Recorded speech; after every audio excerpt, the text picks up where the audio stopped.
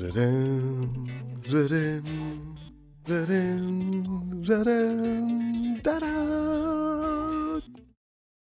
Hey. Tekrar merhaba değerli Civilization 7 hayranları. Artık söylemlerimizi değiştirme vaktimiz geldi değil mi? Civilization 6'nın yavaş yavaş aramızdan ayrıldığı, 7'nin geldiği bugünlerde 5. geliştirici yayınıyla bugün sizlerle birlikteyim. Normalde bugün başka bir yayın planım vardı ama tamamen aklımdan çıkmış.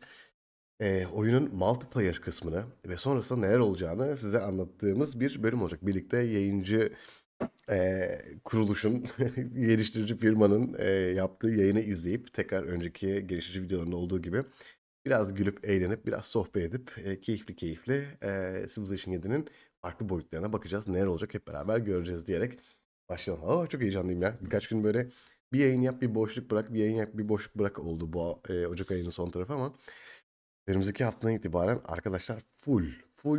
Ya 3-5 gün dışında böyle zırt diye başlayacağız. Sabah akşam seviyede. Bam güm. Direkt devam. Hiç durmak yok. Ne var ne yok. Nasılsınız? Umarım keyfiniz yerindedir. Arka tarafta şu an Civilization 7 live stream devam ediyor. Ama ben sizlere en azından bu süre zarfında birazcık sohbet muhabbet edip biraz böyle herkesin gelmesini bekleyelim. Canlı canlı kanlı kanlı yorumları kaçırmasınlar diye ön sohbetimiz ve sevişmemizle devam edelim diyorum. Ay vallahi iyi akşamlar arkadaşlar. İyi akşamlar. Hepiniz hoş geldiniz tekrar. Ne kalmadı ya. Önümüzdeki hafta CV7 diyorlar. Hı? Ne diyorsunuz bu işe? CV7'ler. CV'ler ve yediler. Biraz böyle heyecanlıyım ben de. Bambaşka bir oyun bekliyor. Çok farklı bir tecrübe bekliyor. Biraz onda böyle şey var. Ee, neler olacak bilmiyorum. Ama en azından takip ettiğim kadarıyla, ki her ne kadar aşırı da takip etmediğimi önceki bölümlerde söylemiştim ama takip ettiğim kadarıyla çok çok böyle enteresan şeyler var. Üzerine çalışılabilecek, değerlendirilebilecek, konuşulabilecek konular var. Biraz onlara böyle gireceğiz tabii ki. Bugün özellikle hani bir oyun oynamak yerine CVD'yi konuşalım. Akabinde de şey yaparız. Birazcık böyle kalır. Sohbet muhabbetimize devam ederiz burada. Ve sonra görürüz neler oluyor hayatta, neler bitiyor. Aa, Banu'cum yetişirsin ya, yetişirsin. Ortalığı toparlarsın, zırt diye gelirsin. Hemen herkes gelir. Okey, alt tap tayfa. Herkes burada mı arkadaşlar? Yoklama alacağım bugün. Bugün herkesten yoklama alıyorum. TV7 öncesi ateşleyin. Buradayım. Burada. Herkes bir burada diyebilir mi? Direkt başlayalım ondan sonra.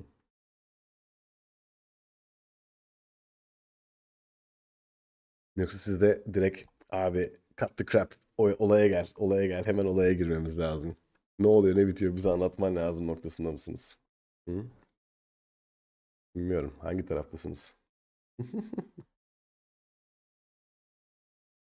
Göreceğiz. Neyse arka tarafta süre saysın. Süre devam etsin. Bir 5 dakika bir herkesi bekleyelim. Ondan sonra da zaten yayın girer. Bakarız neler oluyor, neler bitiyor. Hep beraber görürüz orada.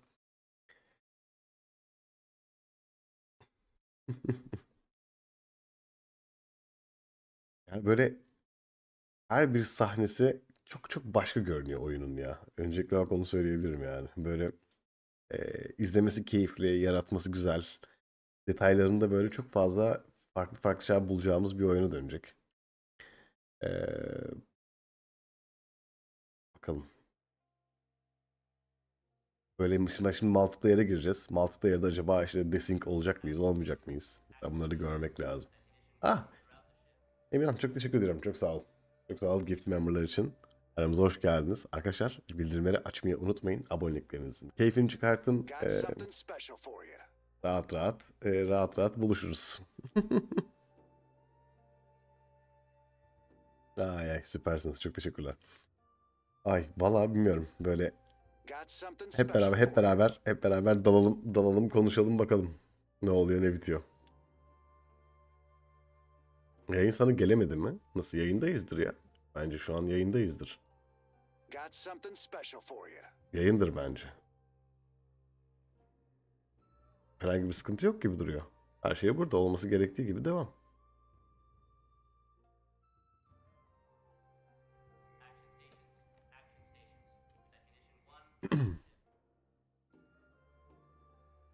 Süper. Eee, 3 dakika 33 saniye. Hadi bakalım. Herkesi bekliyorum. Evet. Benge çakmak. Evet, evet. Kesinlikle öyle. CV'de heyecan dorukta. Hep beraber göreceğiz neler olacak, neler bitecek. Böyle şeyim. Zafer tiplerini düşünüyorum. Haritayı düşünüyorum. Distrikleri düşünüyorum. Hangi videoyla rehber serisine başlamalıyım onu düşünüyorum. Büyük ihtimalle ilk rehber serisinin ilk bölümünü birazcık şeye ayıracağım arkadaşlar. Böyle nasıl diyeyim? Ne değişti diye ayıracağım. Yani şimdi ne oynuyorduk bugüne kadar? Ve şimdi ne oynuyoruz birazcık bence konuşmak lazım. Çünkü bitmiş ürün üzerinden bunu konuşmak çok kolay. Şimdi hep bugüne kadar hep bitmemiş ürünler üzerinden konuştuk. O yüzden böyle şeyim. Oradan başlamakta fayda var. Yani bugüne kadar bu kafayla oynadık. Artık bu kafayla oynamamızı önce bir hazırlamak lazım. Kafaları bir çıkartıp yerine koyup yeni kafayı alıp tak yerine takacağız. 7 kafası. 7 kafası. CV7 kafası mı? Çocuğuma flüt almak yerine CV'de alacağım pişman değil. Aha, lütfen lütfen Tutku.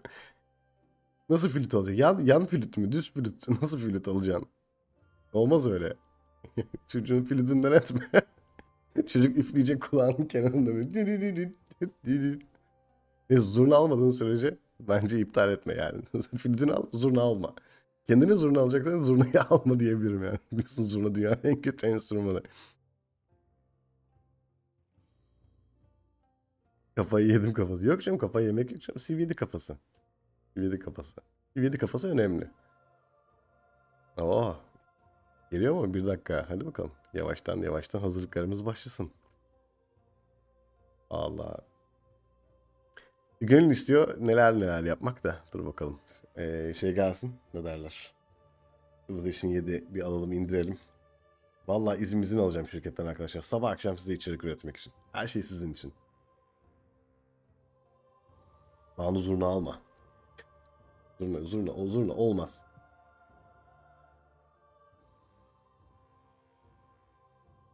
Arka tarafta müzik çalıyor. Umarım telif melif basmaz ya. Genelde hep bu sıkıntı yaşıyoruz bu tarz live streamleri izlerken ama.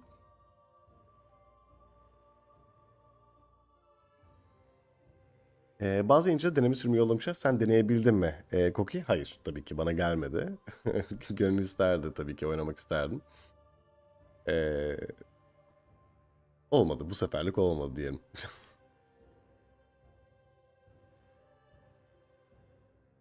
Vay komşulara zurna çalmak mı? Bu iddialı yalnız.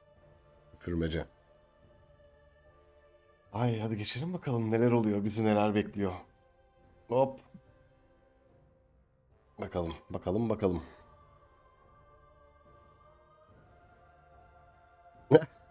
Vallahi herkes bir şeyler biliyor. Bir tek biz bilmiyoruz ha. Bize gelmedi arkadaşlar. Bizde yoktu inceleme kodu. Biz sizle birlikte videolardan inceliyorum ben böyle. Böyle mi yapmışlar falan diye. Yapacak bir şey yok. Hadi geri sayım başlatıyor muyuz burada? 10, 9, 8, 7, 6, 5.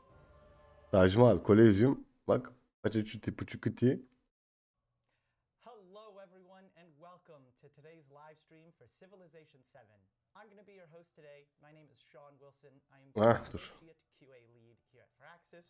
And today I am joined by Ed Beach, our Creative Director. O Ed Beach abimiz de gelmiş gene. Welcome everybody. It's really exciting day. We're very close to launch. Ed abimiz geldi gene. Live stream before launch. We have some really Oyun şey geliyor değil mi bu arada? things we're going to be showing today. I'll let you introduce Oyun diyor, videonun sesi geliyor değil mi? And then we can talk about that. All right, awesome. Thank you. Additionally, we have one of our designers here today. We have Tim Fleming, who will be joining us for today's live stream. Tim gelmiş bu sefer. Hello. Karl Reis gelmemiş. Ama Karl Reis şey alıyordu, izin alıyordu. Değil mi? Çocuğu olacaktı onun o yüzden. I've been able to work on, so I'm very excited about that as we are very close to having everybody be able to play. And I've mostly been working on pacing and progression type things. Bak oyunun temposu ve ilerlemesi üzerine çalışmış. Helping to work on a lot of the free updates and new things that are coming down. Biraz daha iyi geliyordur ses diye. And just in case anyone doesn't really understand what pacing and progression means, but we threw some really nasty problems Tim's way with this design. We had the game broken up into chapters or 3 ages, and trying to make it so that the empires sort of reached a certain power at the end of the age, so they could do everything they needed to finish off that age. Aslında şeyden bahsediyor işte bu oyunun temposunu hazırlarken arka tarafta bunu işte 3 çağa böldük. 3 ana çağda oynanır bir hale getirdik. Slingshotted ahead of the other civs, but they were also had some good recognition for what they had accomplished in the previous age. That was a really tricky problem. So Tim helped us out a ton. We had a whole group of designers that were working on those types of problems. And we're really happy with where that is going into Civ 7 launch. I remember the QA team and us, we were getting a lot of those numbers together for y'all, delivering those with the saves and such. So. Yeah, so that's a kind of a cross-disciplinary team. Abi adamların masaların üzerindeki örtülere bakar mısınız arkadaşlar? Bir tane Adventure üzerinde dünya haritası örtüsü var. And the input from the QA. Dünyanın ilkel mouse'unu falan kullanıyorlar arka tarafta. Is invaluable to make all that come together. All right, so Ed, why don't you go ahead and let us know about all the cool stuff we got going on today for the live stream?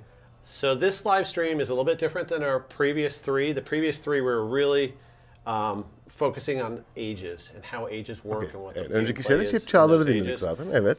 This time we're again looking at a new part of the game, but it's the very, very end. We are looking at how you win a victory, what it means to finish off a Civ 7 game. Evet, bir CV'de oyunu nasıl bitiriyoruz? Oyunun son kısmına Most people are bakacağız. going to probably experience these victories for the first time in a single player game, but this is in a multiplayer game. Multiplayer'da oyunun Tim son and I kısmını will be görecekler. playing Okay, head-to-head, şimdi multiplayer kısmını and gösterecekleri we'll be belli. Zaten looking söylemişlerdi.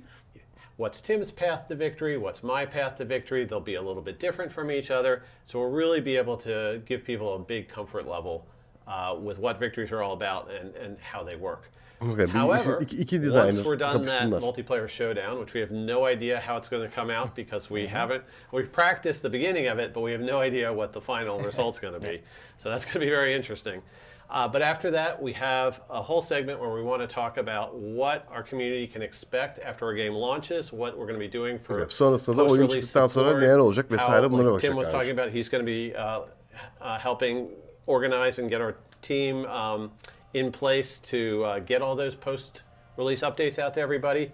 But we also have additional content drops and free updates to people, and we want to run through all that and how that's going to work with everybody. Bayağı free update'ler falan, Very free exciting paketler de getirecekler. Now, before we go ahead and start looking at setting up a multiplayer game, I want to give a shout out to the collector's edition of the game.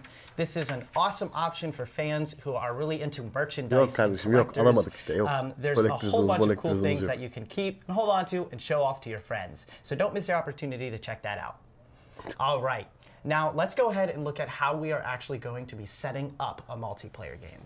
So this is a segment that we decided to add to this live stream because we did not show a multiplayer game in a previous live stream. And even though there have been a lot of creators who are giving previews of Civilization 7 and our fans have seen a lot of that information by now, there hasn't been a lot of focus on what are your options with a multiplayer game. How can you set it up? Can I play just one age and how would that work? And what can I turn on? What can I turn off? So we wanted to run through that, and so that's what we're going to do over the next couple of minutes. Just to give people an idea of how you would get into a game like the one Tim and I are going to be playing.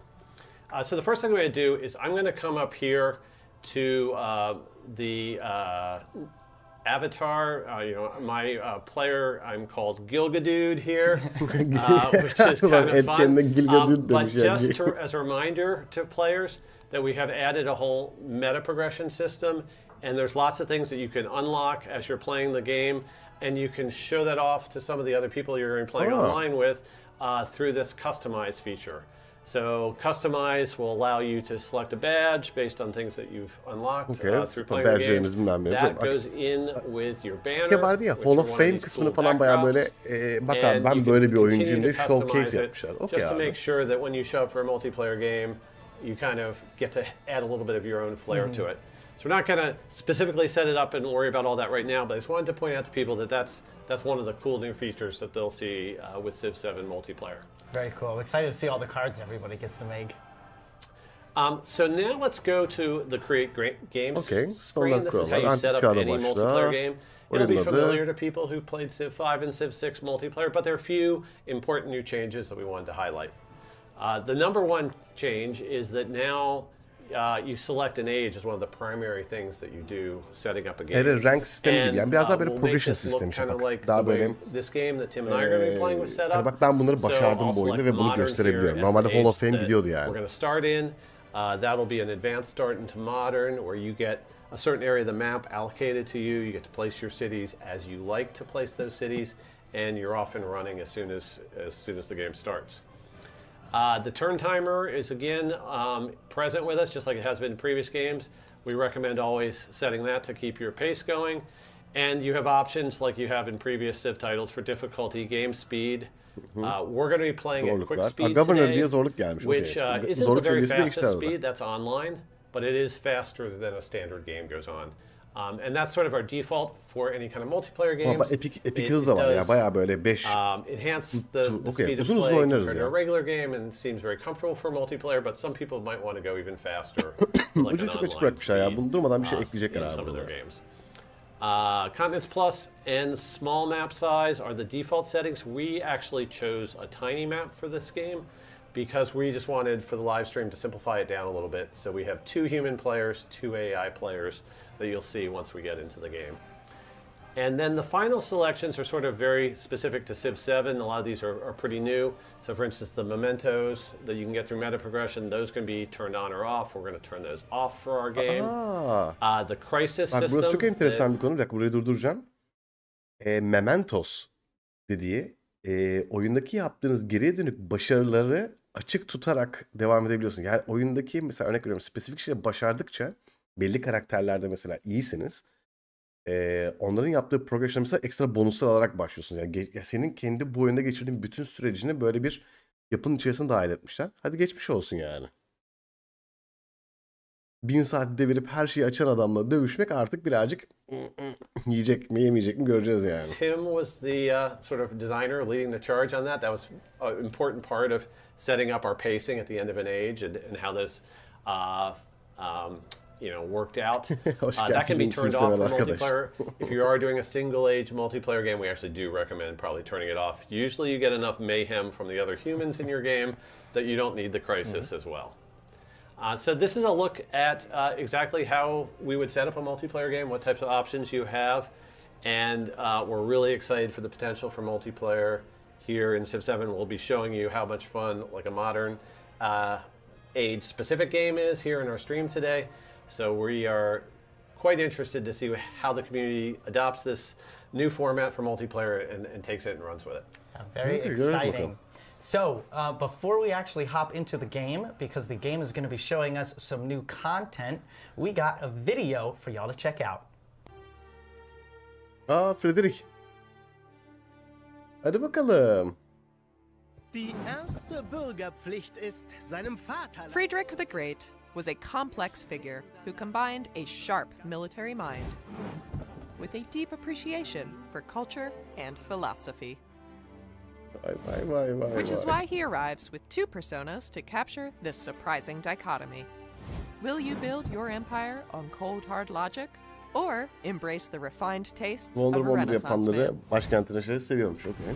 As the oblique persona, Friedrich gets a tactical head start with powerful army commanders Command Radius'ları and değiştiriyor. infantry support for each technology investment he makes. Her teknoloji bulduğunu As tak the yeni bir asker Baroque getiriyor. persona, Okay. besides an incredible fit, Friedrich advances his cultural legacy through might and becomes even mightier as his cultural patronage grows. Ne yaparsa yapsın asker getiriyor. Vay Consider pairing arkadaş Friedrich ya. with Prussia in the modern age to get big combat bonuses for being antisocial. Because who needs friends anyway? Or choose a different path all your own. But whatever you build, remember to build something you believe in.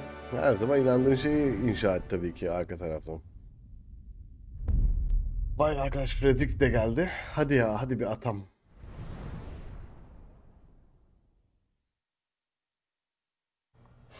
All right, very cool. So our new leader, Frederick. So Ed, how about you tell me a little bit about why you selected Frederick as a leader for Civ 7?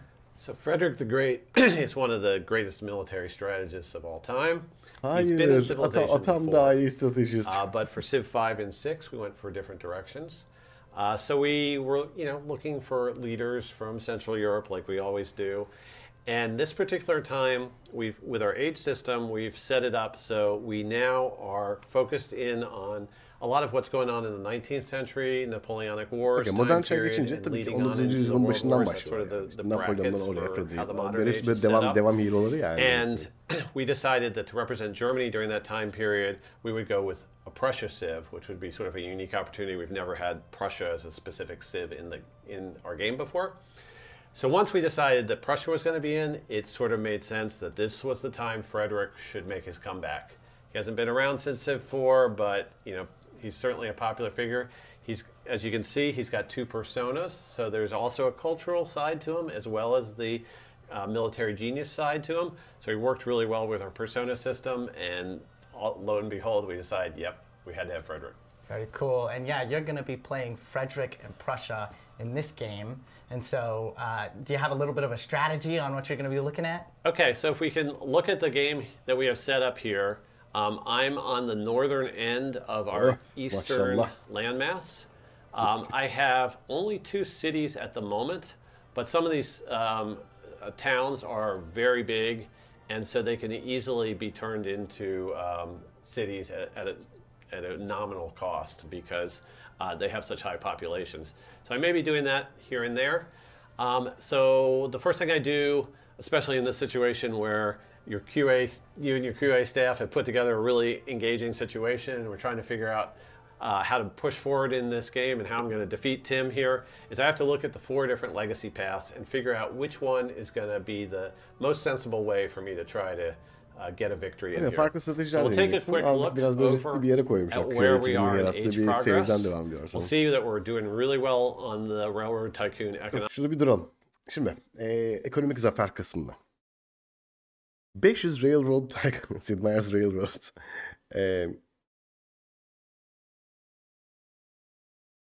Ya buradan arka tarafta bunları birikte bu yüzlerce puan, 500 puan bak. 500 tane bar var aşağıda. Tık tık tık tık tık tık. Bunu tamamladığında bir victory ve age progression alıyorsun arka tarafta. Okay.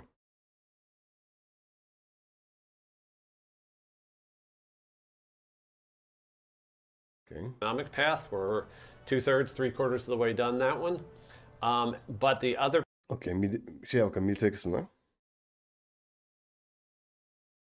Okay, zaten victory için gereken ıvır zıvırla ileride açılıyordu. Belli bir şey yapacaklardı. Her bir settlement ele geçirdiğinde 20 ideoloji alıyor. 1, 2, 3, 4, 5, 6, 7, 8, 9.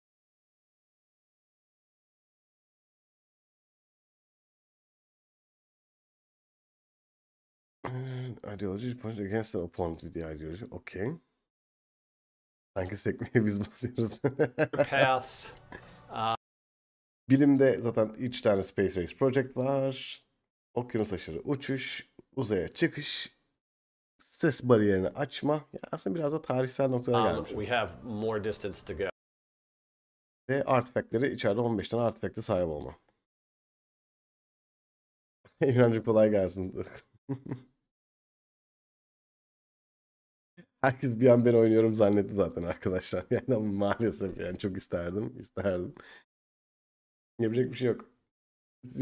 Yollamadılar bana ön izleme kodu. Olsaydı size neler and if we go into the age ranking screen, overview. Herkesin nerede ne olduğu yönünde bir işaretler var.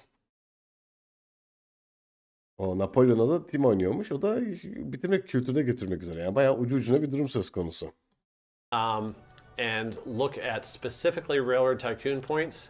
We've earned 357 out of 500. Now, just to remind people how those are earned, you get a Railroad Tycoon point each turn for each resource that is slotted into one of your factories and is being sort of produced into a... Bak fabrikaların içerisine böyle ürün koyuyorsun. Bu ürünler böyle tıkır tıkır işleniyor. Her tür o üründen bir tane puan generate ediyorsun. Mesela 5 tane şehrin var. 5 şehirlerde fabrika var. Fabrikanın içerisine 5'er tane ürün koydun ve bunlar patır patır her tur 5 üretmeye başlıyor. Factory finish good. So if I go to my resource screen, I can count up how many resources I have in... Maşallah bak fabrikaları koymuş. Birinde balık yapıyor. Palet yem yapıyor. Bir tanesinde çay üretiyor. Tea zaten olmazsa olmaz. Bunlar ikonları büyük ihtimal değişir yolda. Factories. I have in Berlin fabrikası da a açmış. tea factory and 3 tea resources there. In Dresden, I have a fish factory and 5 fish slotted there. But notice I have another fish I could move in there if I wanted to. And then I have a chocolate factory in Hamburg. So all in all, at the moment, I am earning 11 points per turn. I'm within about 15 turns or less of being able to get to victory here. Now, once that's not a victory as in the game is over, I am within 15 turns of unlocking a victory condition. And that's different in Civ 7 because you try to progress through the legacy path, and then there's this capstone moment that you have to go out and do something dramatic to win the game. We have a dev diary coming out later today talking about victories, so people can read all about that. Yeni bir dev diary yapacakmışız here as we go. Bu arada bu dev diary'lerle ilgili küçük videolar da hazırlayıp economic legacy çekeceğim path, de. when I finish that, my next step is to establish the World Bank. I have to get a great banker. He has to travel around to the different capital cities. We'll talk a little bit more about the specifics of that. But anyways, I think this is my strongest path. So basically, I just have to survive about 20 turns, and then I should be okay. But Tim's got some interesting ways he can win, and that's going to be a big challenge. So awesome. Thank you very much, Ed. So now getting into Tim's gameplay. Tim, you're going to be playing Napoleon of France. So let's hear a little bit about that combo and what your strategy is going to be going into this. Right. So I have Napoleon. I have the revolutionary persona, which is a nice combination of culture and military. And France as well is like a very strong culture civilization, but they have some very strong, unique militaristic bonuses like this Guard Imperial unique unit, which is both a melee unit and a ranged unit.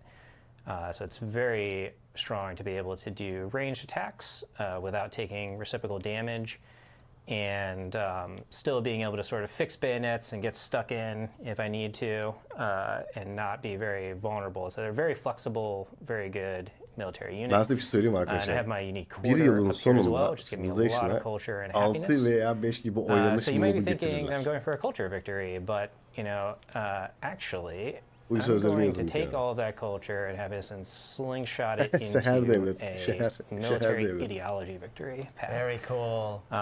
Where, you know, you can go through this by conquering without a sort of cultural component to this, but if you use your culture to access your ideology and then attack your ideological opponents, you'll go up this much, much faster. So it's 3 points if I capture a settlement of someone with an opposing ideology. So I really only need 4 or 5 more settlements here of somebody who is opposing me to get to the end of this. And that has a capstone which will involve building the Manhattan Project and Operation Ivy ultimately, and therefore establishing that I have, you know, complete military dominance as the sort of world's sole nuclear power at that point, sort of mirroring the United States at the end of World War II. Belki ideoloji So var. to that end, I've got lots maşallah, nelerin var of senin ya? military units over here. My ideology is fascism. I'm the only fascist in the world, so everybody kind of hates me, as they should. And Faşist olduğum çok herkes benden nefret ediyor. we Çok are, mantıklı. but that gives me a Gerçekten lot tebrik of ediyorum. targets. And Faşistlerden nefret we've ediyoruz selected arkadaşlar. Jose here, the Jerez himself of Mexico, as my target.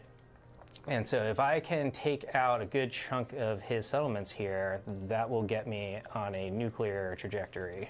Very cool. And now I believe there's even a little bit of history bakalım between Ed'in kafasını yıkatacak Napoleon mı? Değil mi? and Birazcık ona Frederick. dönmüş So, right. like, Yeah, this is a that. classic showdown. The French Empire and the Prussian Empire, the Franco-Prussian conflicts here, and you know, I believe Napoleon even said at one point, you know, that he never would have conquered Europe or wouldn't have made it as deep in if Frederick the Great was still alive during his time. So I guess maybe we'll find out if that was true We or can not. put that to the test. Hadi bakalım deneyin bakalım birbirinizi It's going to fethetmeye. be a great what if moment from history reenacted right here in our live stream. Yayını beğenmeyi But unutmayın Napoleon didn't have arkadaşlar. nukes, and hopefully I will. So maybe that'll help. All right, so let's take a moment to address some questions from K-Dog The Truth. do you just play through a specific age, or are you able to play through an entire 3-age campaign in multiplayer? So you can do either one. I think if you're just organizing games out on the internet, you know, with not necessarily with your friends, it's going to be more likely to be just a single age game that you'll set up and play through. But if you've got a friend group that can, you know, play, you know, either a whole bunch one weekend or over successive weekends, absolutely you can set up that multiplayer campaign. So you'll play through Antiquity, a save game will be created at the end of that, and then that can be loaded in and can be the start of your next session when you go into the exploration age. There have been some questions about who gets to choose their civilization in the next stage first, if you are doing one of those linked campaigns. And our answer to that is, you know, every group's going to have their own preferences. Some groups might decide, oh, you know, whoever's in first place absolutely gets to pick, whoever scored the most legacy points. Some people might want to like help somebody catch up. Some people might want to stick by specific Civ Unlock rules that either their group has set up or that the game has. So we don't really dictate that. It's up to players to choose as they're in the lobby setting up to launch into the exploration game. Very cool, awesome. Also, shout out to I believe it was KD Magic for KN Magic 7 for the compliment on my hair. Now let's go ahead and dive into the game a bit more here. So you are currently going fully engaged into the battle over here at Mexico. Tell us a little bit about the unit setup you got here. Right, so I have my Guard Imperial. They are attacking these fortified settlements with their range attacks. It's not doing a ton of damage because of the fortifications, ranged units attacking units that are in fortifications or which have dug in with fortifications are less effective. So I really need these siege units to break down these walls, but as you can kind of see, this navigable river is really making a problem. It's actually sandwiched in between two navigable rivers. Hakikaten iki tane içinden geçirebilir. Nehrin içerisinde bayağı bak karadan yürütüyor gemilerini neredeyse. It's something that especially in the modern age, once these modern cities get rather large, you really need like a combined arms approach to attack these things. So I'm using my navy here to from offshore, and I especially have this fleet commander here, which has got this bombardment tree stacked full of maşallah, arka taraftan down'un ne varsa firepower'a basmış. Bonuses for attacking from the sea to land. I don't really have an air force set up here, but Jose does, so that's not great for me. Duvarları indirmeden technologically behind everybody else. So that's kind of my Achilles heel here. If I could, I would really love to have some air units over here, but I don't. But muhtemelen ben de getirdiler, Fatih Sultan Mehmet'i getirdiler gibi geliyor. Çünkü Andrew arkadaki tarihçi biraz daha böyle buradaki noktalara dokunmayı seviyor. Ben de Süleyman vesaire yerine Fatih Sultan Mehmet'i geleceğini düşünüyorum. Ama 999 biliyorsunuz arkadaşlar, yani bu oyun böyle. Very cool, awesome. Now, Ed, how do you feel about what seems to be a good friend of yours getting invaded right now and that threat off of your southern border? It's absolutely something that I need to pay a lot of attention to, because like Tim was pointing out, I think if he takes 5 settlements here, it's pretty much game over. He's been threatening to nuke me if he gets deep in the military legacy path.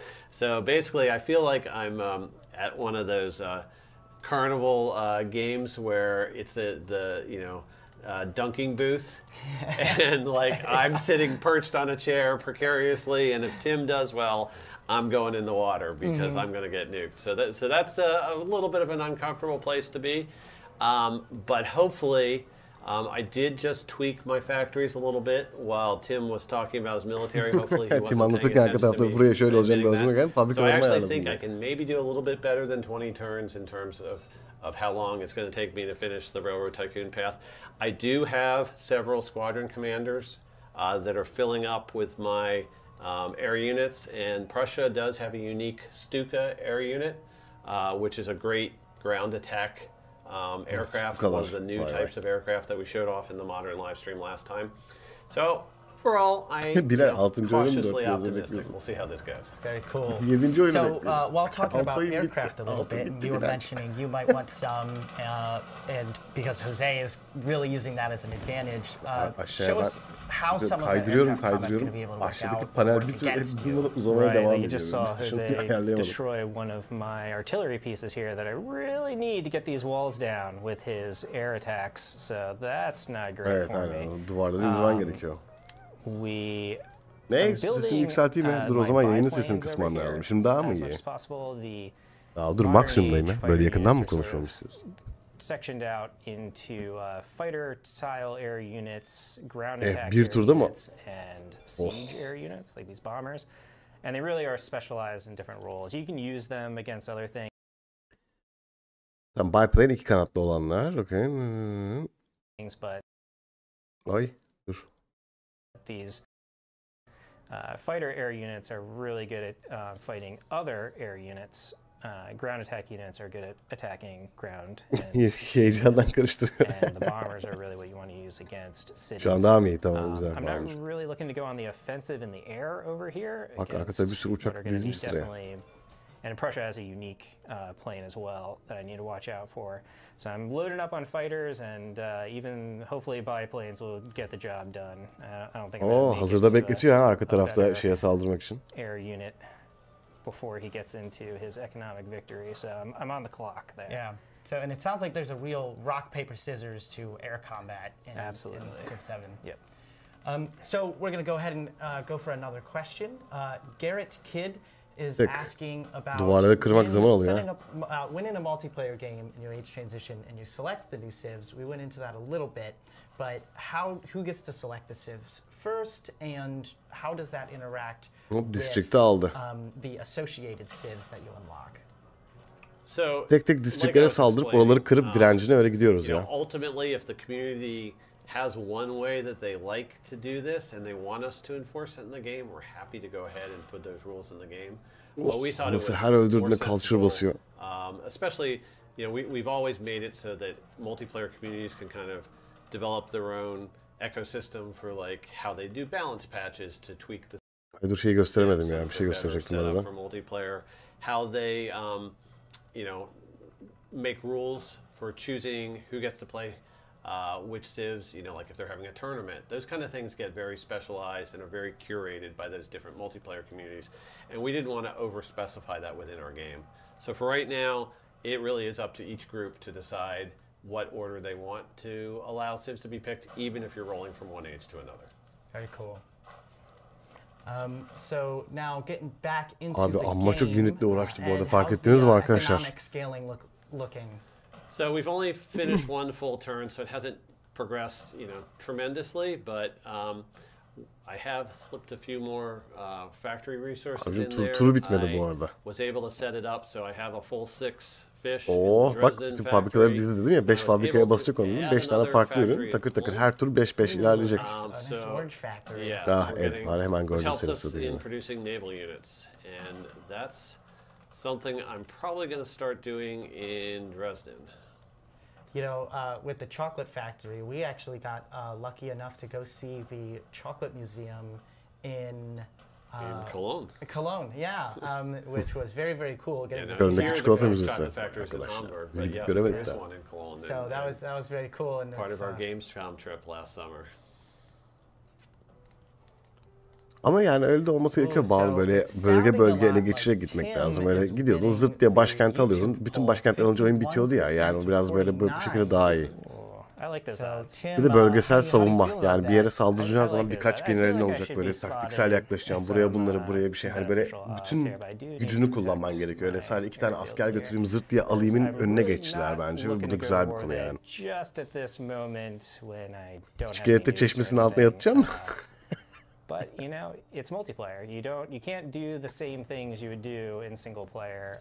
A human player is always going to be a much more unpredictable opponent. So he gets insanlar her zaman daha unpredictable olacak. Okay. At war over here before we're really ready.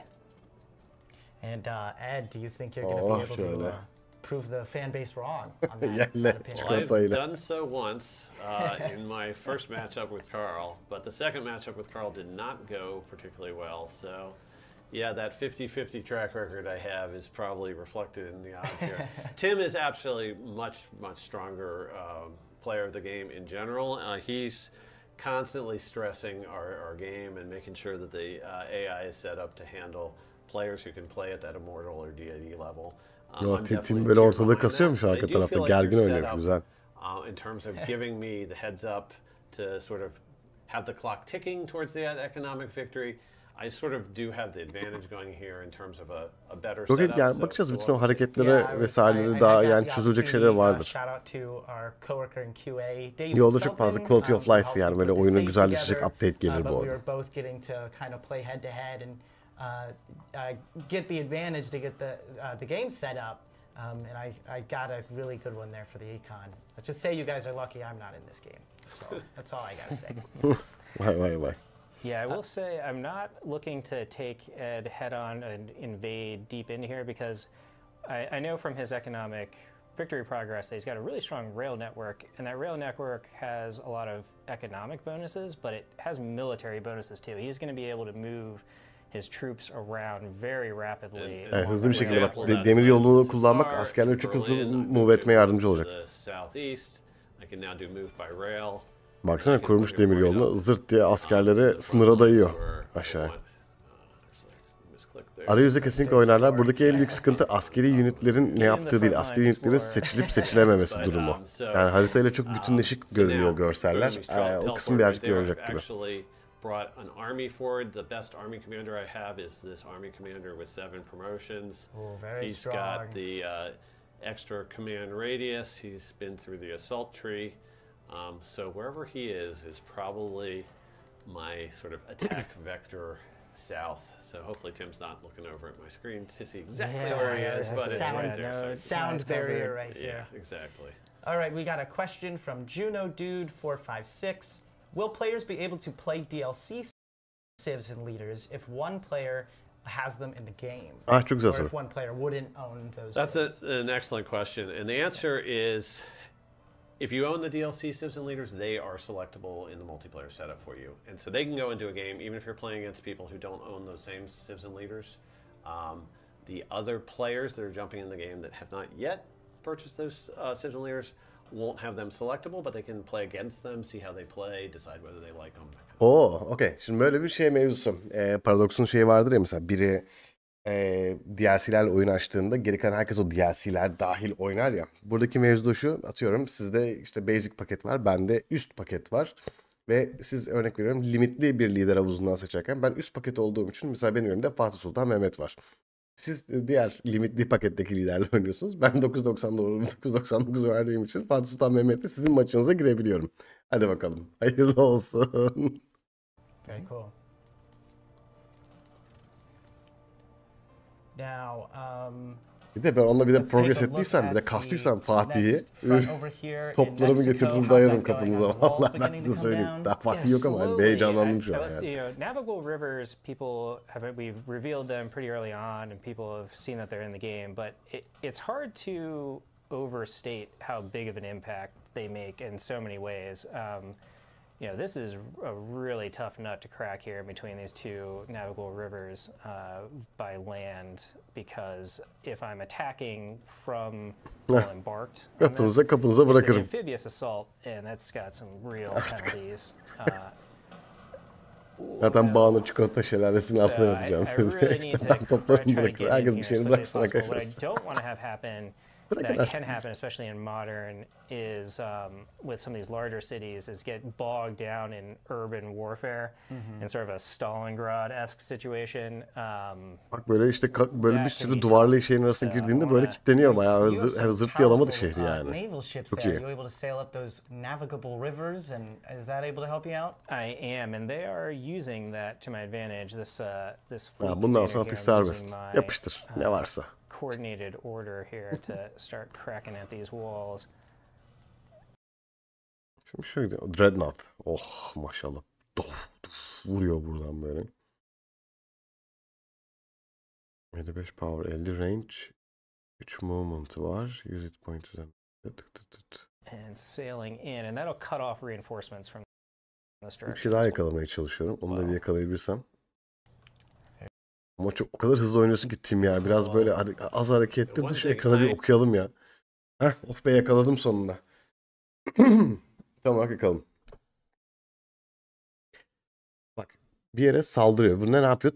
Topla, assault gun'la Jose'nin landship'ine saldırıyor. Burada minör bir zafer kazanıyor. Assault gun'ın 45 range gücü var. Landship'in 60 melee strength'i var. Diğer bak buna değen diğer askeri unitlerden yakınlık bonusu oluyor bizim bir military tradition'a gelen. Neighboring diye geçirmişler bunu. Komşu. Komşu askerlerden güç alıyor arkadaşlar. Komşulardan. Her ne kadar şey düşük olsa da power düşük olsa da buraya gelene kadar bir iki tur içerisinde bayağı hasarını verecek. Landship on the other hand diğer taraftan bakarsak eksi bir damaged unit. Savaşı War Awareness'ta eksi alıyor. Ha bak burayı birazcık karışık yapmışlar.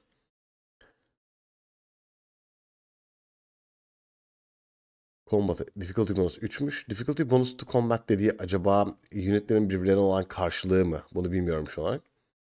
Bir de extra determined ability'den bilmem ne geliyor. Şuradaki 3 difficulty bonus ve şeyi anlamadım. Yani tahminen Napolyon savaş açtığı için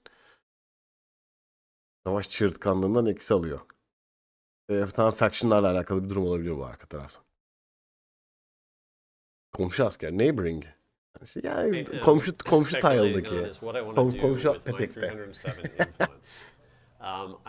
Bazıcığım komşuyla birlikte sen hiç girdin mi çikolata şelalesinin altına böyle?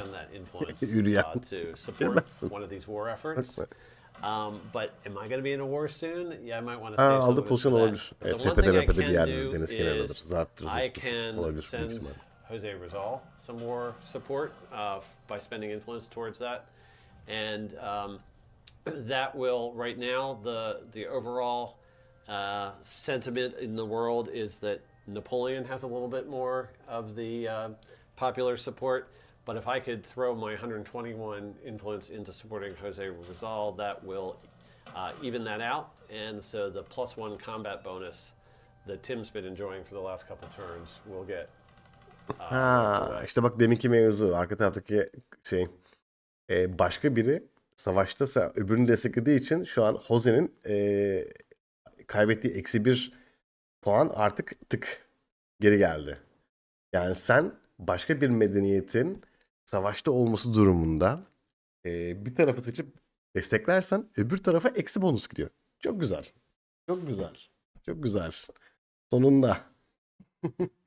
So now it means that there's less for me to spend on myself if I get into a war, but we'll have to deal with that when we get there. But now there's more ways to support wars from outside of just using military or gold. Right. You can help support. And there is a limit to only on those third-party wars. You can only once. Arayüze takılmayın arkadaşlar. Oyunun mekaniklerine bakın ya. Vallahi arayüz değişir, düzelir. Modcular çıkar, modlar gelir. Arayüz problem değil.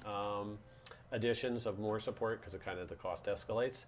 So spend, that's a pretty modest spend to give. Çok da az yoran bir arayüz yapmaya çalışmışlar. Kendi işlerini de zorlaştırmış olabilirler. Ama böyle puan oyun yani. Anladın mı? 3-5 falan değil yani. So those are options that we're looking into. We're going to talk at the end of the stream here about yayının sonunda bu hızlı hareketler falan hızlılara bakacaklar. Prioritizing right after we release. So stay tuned. We will get into things like that later on in the stream. Cool. A sneak peek for what's to come. So I am at a point right now where I'm really feeling like I can't let Jose Rizal undertake the brunt of Tim's attack without doing something to support that. So the most obvious thing for me to do to support it is, since he and I are the only two communists in the game, he is my comrade. Comrade Jose. Yes, I think I might make him my comrade in arms and go ahead and ally with him. So if I ally with him, what will happen is the game will immediately let that alliance take place, but then it's going to ask me, are you going to be a true ally, and are you going to join the wars? Bak alliance kısmı kurulacak öyle. Jose Rizal's opponents. So basically, an alliance with Jose Rizal right now is going to thrust me into a war with Tim. I'm talking about it very openly in front of it. Tim can hear all this, but he knew this was coming. This is how the whole stream was set up. We knew we needed to do this. You know, that's what I'm going to do here. I'm going to form an Arkadaşlar alliance. arayüz tasarımcısı değilseniz bence arayüzle ilgili konuşmayın. Ben de sinirleneceğim şimdi. Bırakın arkadaşlar arayüz salın. Bak nelerden bahsediyor Eda abimiz arada. And then as soon as I go back out to the game, I get the prompt, an ally is at war. Are you going to support them or are you going to try to stay neutral? So I'm going to support this, and that's going to put Tim and I at war, which is going to lead to a little conflict right here on our home landmass. Very cool. So Hayda. big strats with the politics. Eda abimiz of savaşa war. girdi. So there's been a little bit of a sway in the poll. Bak bir de kültür diyordu, ekonomi diyordu, So bilmem ne diyordu. Tim's fans are sweating, and now you only have 25% support, while 75 is now in favor of Ed as we get into the thick of it with the fight. Evidently, my propaganda campaign is still working. So. It's all the influence getting used. Yeah. So, Çok yeah, güzel Tim, işte. how do you Yani feel sen about this düşünsene. now? Normalde The threat birine has destek arrived, verip the onun declaration of war, rakibinin as the two aldığı comrades bonusları are müdahale edebiliyorsun. united. Üzerine bir de alliance yapıp bilmem ne onları birlikte I feel şeyde like I girebiliyorsun. need support. So, Bak kendine savaş support da in-game basabiliyorsun, and paran out. var. So Okey abi. we're gonna add Bak some support to this war, put some pressure on his happiness, and give myself a little bit of a combat bonus. And let's see what these nascent air units that I've been building up can Askerleri do. ağaçların üzerine vurdu And bıçakla. fighters are not great at attacking land units, but they can. And these are the biplane fighter units Right. you were mentioning. Exactly. The fighter class of air units. But that's all I've really got. So the fighter units will just be good for when Ed tries to use his bombers and his Stuka. Right. And so do you think you'll be wanting to get a couple of the trench İrem fighters evet or bayağı bombers böyle in güzel. there, or Yani just şimdi keep diplomatik with the tarafı birazcık böyle biplanes eğlenceli, units explore on etmesi At böyle bayağı least for keyifli ve right eğlenceli now, olacak, o belli. I'm pretty afraid of those Stukas. My biplanes will automatically intercept any that try to attack within their intercept range. So I don't have to do anything other than just build biplanes and hold on. Although if more land units start coming in here, then I'll have a problem.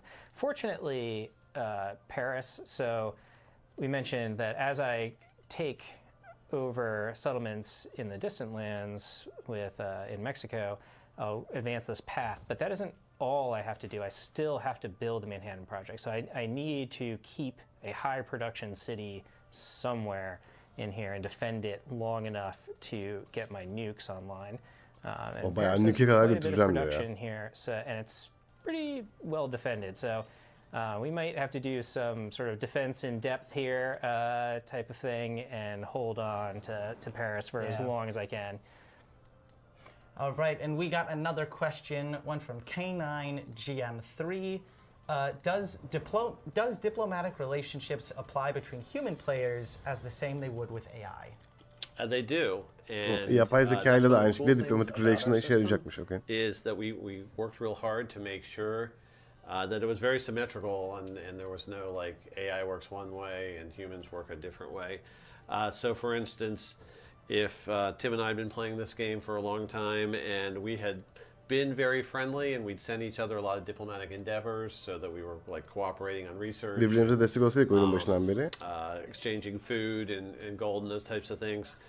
We would have a very strong relationship, and to break that and to go to war would mean you'd have to declare a surprise war, which would cost you a lot of war support points. Okay, surprise war falan bilmem ne açtığın zaman bayağı war support pointleri kaybedip biraz sıkıntıya düşeceksin diyor. Okay. And then some diplomatic options are easier to undertake or only available if you're friendly with somebody. So all those kind of gates still apply between human players. Ay as well. Ahmet sorma bir de ben de çok istiyorum. Elim ayağım titriyor yani. Bir an önce dokunmak istiyorum oyuna. İndirmek istiyorum. Sizlere video çekmek istiyorum. Paylaşmak istiyorum. Well, Jose offered peace. Bir an böyle ekranda görünce sanki ben oynuyormuşum gibi oldu değil mi? Çok güzel ya. Bir anlık biz inandık ona ya. One or two settlements, but I think my path to victory is over here. I can't walk away with fewer than 3 or 4 cities here to get my points that I need, because I don't Bu arada şey gördünüz mü? Anla 117'yi.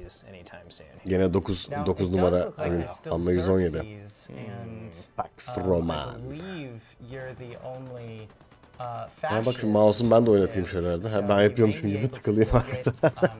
Some points from the Xerxes move all down there. I could, yeah. I don't know I'm gonna have enough time to pivot quite that hard, but here we can see the French ability showing up here where halkımız mutluluktan çıldırıyor.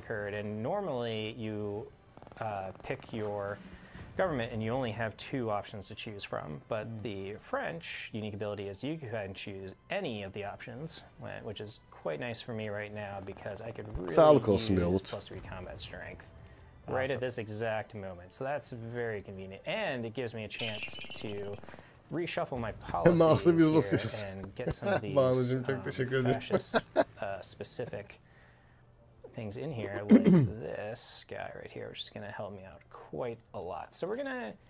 These are peacetime policies. We don't need peacetime policies.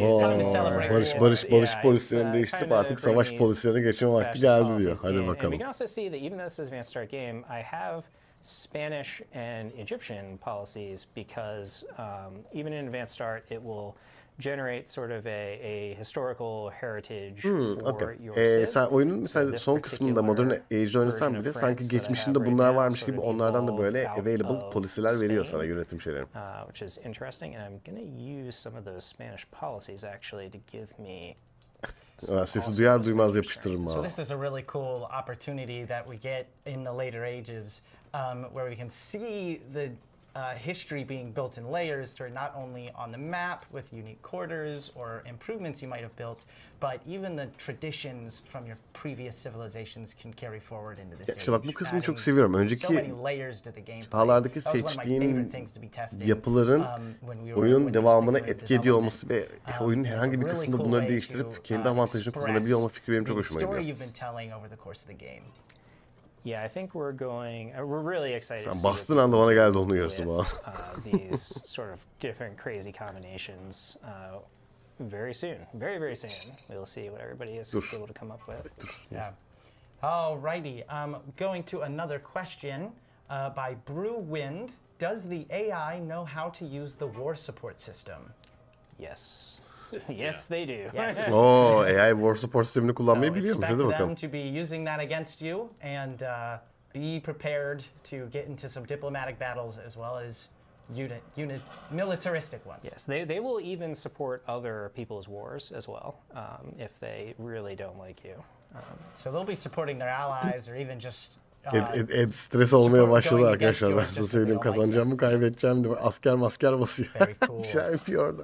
All right, and this one by iBanker. How does text and civic Kadir tuzu tabii canım. $60 mı $70 mı ne oynar arkadaşlar. Ben işte bu hafta $120 basacağım. Founders Edition için. So team in multiplayer is something that's not in the game right now because it's being worked on right now. It's one of the things we're going to talk about yet again. This is another tease for our talking about our roadmap to come at the end of the stream. We're not going to go into a lot of details on exactly how the team system is going to operate because it needs to be a little bit different in Civ 7 than it has in previous games. There are things like unique civic trees in Civ 7 that it used to be shared civic and tech research. Well, like what happens when somebody has a unique civic tree and someone else doesn't. So we're working through how teams best fit into Civ 7. Daha takımlarla ilgili multiplayer'da bir çözüm yapmamışlar. We'll be sharing a lot of information on it. Probably have a stream on it. Those kind of things. Very cool. Thank you. All right, and this one by Synth Icon Turtle. Evet, ama işte train ediyorsun da kötü AI dediğin şeyde bazı şeylerin iyi ya da kötü olup olmaması bence oyunun şeyle çok alakalı. Herkese göre bir AI. Anladın mı? Yani söylüyorum, çok iyi bir AI olsa bu oyun kazanma şansı çok arkadaşlar. In Mexico onto 3 different cities. Yeah, I need to hurry up and get this ball moving before the Prussians arrive. That was a very heavily promoted commander. That was cool to see. Yeah, all my best commanders are way over here, which is I guess a very Napoleonic move here to send all your best units to distant lands. Very cool. And how is the defense sending your commanders into exile? Like, I mean, I've heard of that St. Helena is a beautiful island in the South Atlantic Ocean. Civilization 7 ile birlikte, Twitch ile birlikte mi yapsam aynı anda acaba? Good old community. Ne dersiniz arkadaşlar? Globalle birlikte eş zamanlı götürsek orayı. Tekrar bir aktive etsek. Bir yandan mesela Kick'te yayın yapıyorum ama kim topluluğa çok da uygun değil yani bu oyun özünde baktığınızda. İstemiyorum Twitch ama yani. Stick to YouTube. Hepsini aç, ne varsa aç. Herkes topluyoruz değil mi arkadaşlar? Okey o zaman. Kanalı büyütüyoruz değil mi? Her yerde açıyorum. Restream'in 3 kanalı aynı anda yayın yapmak için ödemem gereken parası ne kadar? Onu öğreneyim. Don't tell Tim that I just moved. Hepsini açıyorum bağlı. Yeter ki iste. Soran olursa ama burada ne işin var derlerse seni sanırım üzerine durmam. Ya da üzerine çikolatalı da sanırım. Alright, we have a question from Great Jofo. Does age progress and tabii o zaten en güzel tarafı o ya. Resource'ların var bir sürü. Onların hepsini dağıtıyorsun fazla resource'larını sağa sola. I'll let Tim answer this question since he set a lot of the system up. Yeah, it's entirely based off of the age progress. So there are certain age progress thresholds. This is a modern age, so we don't have a crisis in this to show you. But at specific age progress thresholds, the crisis will start. And every player's advancement along these milestone paths communally increase. The first player to get to each of these milestones will communally increase the shared age progress. So the age progress is something that is just for uniform across the entire game, and then actions that any player does will like put it into that pool. Correct. And that will make the crisis trigger across the world. But some of the crises are very interesting. Like Tim and I worked together on the plague crisis, and the plague crisis does this whole evaluation across the world of what city is sort of the ripest target for plague to hit. It like has the most trade routes coming into it. It might have bayağı böyle hastalık yayılma falan gibi şeyleri de, crisisleri falan da bayağı planlamışlar arka tarafta. Plague system does evaluations. That's where plague starts to break out. Plague will spread, especially along those trade routes. So it's a whole simulation that happens within the same kind of system that we use for floods and storms. Oyun adı ne? Nasıl adı ne? 7. Oyun adı sadece 7. Civilization 7. Yeah, you'll have to think about like sort of how your empire is set up. Tren kısmı çok iyi ya. Zırt diye götürüyor işte. Cities can be very vulnerable to plague. Ama savaşacaksan yapacaksın abi. Fabrikalar, tren yolları. Ama hiçbir zaman işte yani, anladın mı? Nasıl bir zafer tipine gittiğine göre kaybettiğin zaman, kazandığın zaman. The trade ships going back and forth are going to carry that disease with them. Yeah, the plague one was one of hadi abi duvarları indirdin mi artık? Yani bak bir district daha aldı. Because not only did it impact the cities, but it impacted your units and military, and it was very cool to engage with. So, speaking of military, how is building up for district captured? I have settlement'ı almak üzere artık. Okay, so you're taking down Tim's only friend. Yes. as a sort of a step along the path. Bak Ede bak arka taraftan nasıl çıkardı şeyleri, bir de şehir devletinin de şeyini alıyor. Arkadaşlar tabii ki ilk bakışı yayınımız olacak. Rehber serimiz olacak. Böyle çok güzel bir 10 bölüm bir rehber serisi hazırlayacağım. Oradan başlayacağız. Sonra detaylı, yani liderlere girmeden önce bir genel oyunun mekanikleri, sistemleri üzerine. Standart özlediğiniz böyle egzelli böyle güzel şekilli bir rehber serisi tabii ki öncelikli olarak. Ama birazcık oynamam lazım. O yüzden böyle 2 gün yayın, bir gün rehber videosu. 2 gün yayın, bir gün rehber videosu. Biraz böyle master edelim skilllerimizi. Sonra bol oynayacağız. Yeah, it looks like they still have that defending soldier there holding the line. Yeah, but he's going to go to next turn. Çünkü ben oynamıyorum, oynayanları izliyorum şu an. Bana gelmedi ön inceleme kodu, ondan öyle. Is going to try to at least take out some of Tim's resources along the coast here. Bak değil mi, de kaynakları patlatıyor. I have a larger army that's also just slowly making their way across the continent to where they can start to inflict some. Baksana takır ilerliyor ya. Thick forest there with rivers blocking, so it's a slow movement. It is, but hopefully it will just pop out and surprise him. Very cool. Terlemeye başladı bir an. Heyecanlandı askerim var hem. Here's where I have his. Yeah, so tell me a little bit about, this is the distant lands settlement you have closer to the front of his invasion. As sort of a prize. Bence süresi çok uzamamış. Hatta kısalmış diyebiliriz bence. Şimdi çok ünite olunca tabii ki bir yerden sonra kaosa bağlanıyor diyor ortalık. Oyunun biraz temposunu kendin seçiyorsun. 4 ya da 5 hız yapmışlar bu sefer. Online, quick, standart, epic ve maraton. 5 tane farklı hız var. Ona göre oynayacağız. Oyunu 3 çağda oynuyoruz. 3 ana çağ bölünmüş şekilde. Ve çağların geçişinde pek çok şey resetleniyor. O yüzden aslında her bir yeni çağ geçildiğinde tıkır tıkır bir anda ne derler, yola giriyor. 20 settlement sınırı nedir? 20 settlement sınırı şöyle bak. Her settlement'ın şehir olmak zorunda değil. Bazılarını kasaba olarak bırakabiliyorsun. Mesela neredeyse 20'ye yakın zaten hepsinin elinde var şehir vesaire. Ama önemli olan işte bunu hangisini kasaba olarak tutacaksın, hangisini kaynak yani resource settlement, hangisini kasaba yapacaksın, hangisini şehir yapacaksın. Asıl kritik olan bu. Şehirlerin sayısı senin yoldaki progresin de değişiyor zaten. Senin verdiğin trade'lerle, geçmişten gelenlerle. Başka oyun oynuyor musun? Tabii oynuyorum. Aşağı yukarı her oyunu oynuyorum. Böyle GTA vesaire ve işte aşırı boş FPS ve gülme efekti oyunu hariç her şeyi oynuyorum yani.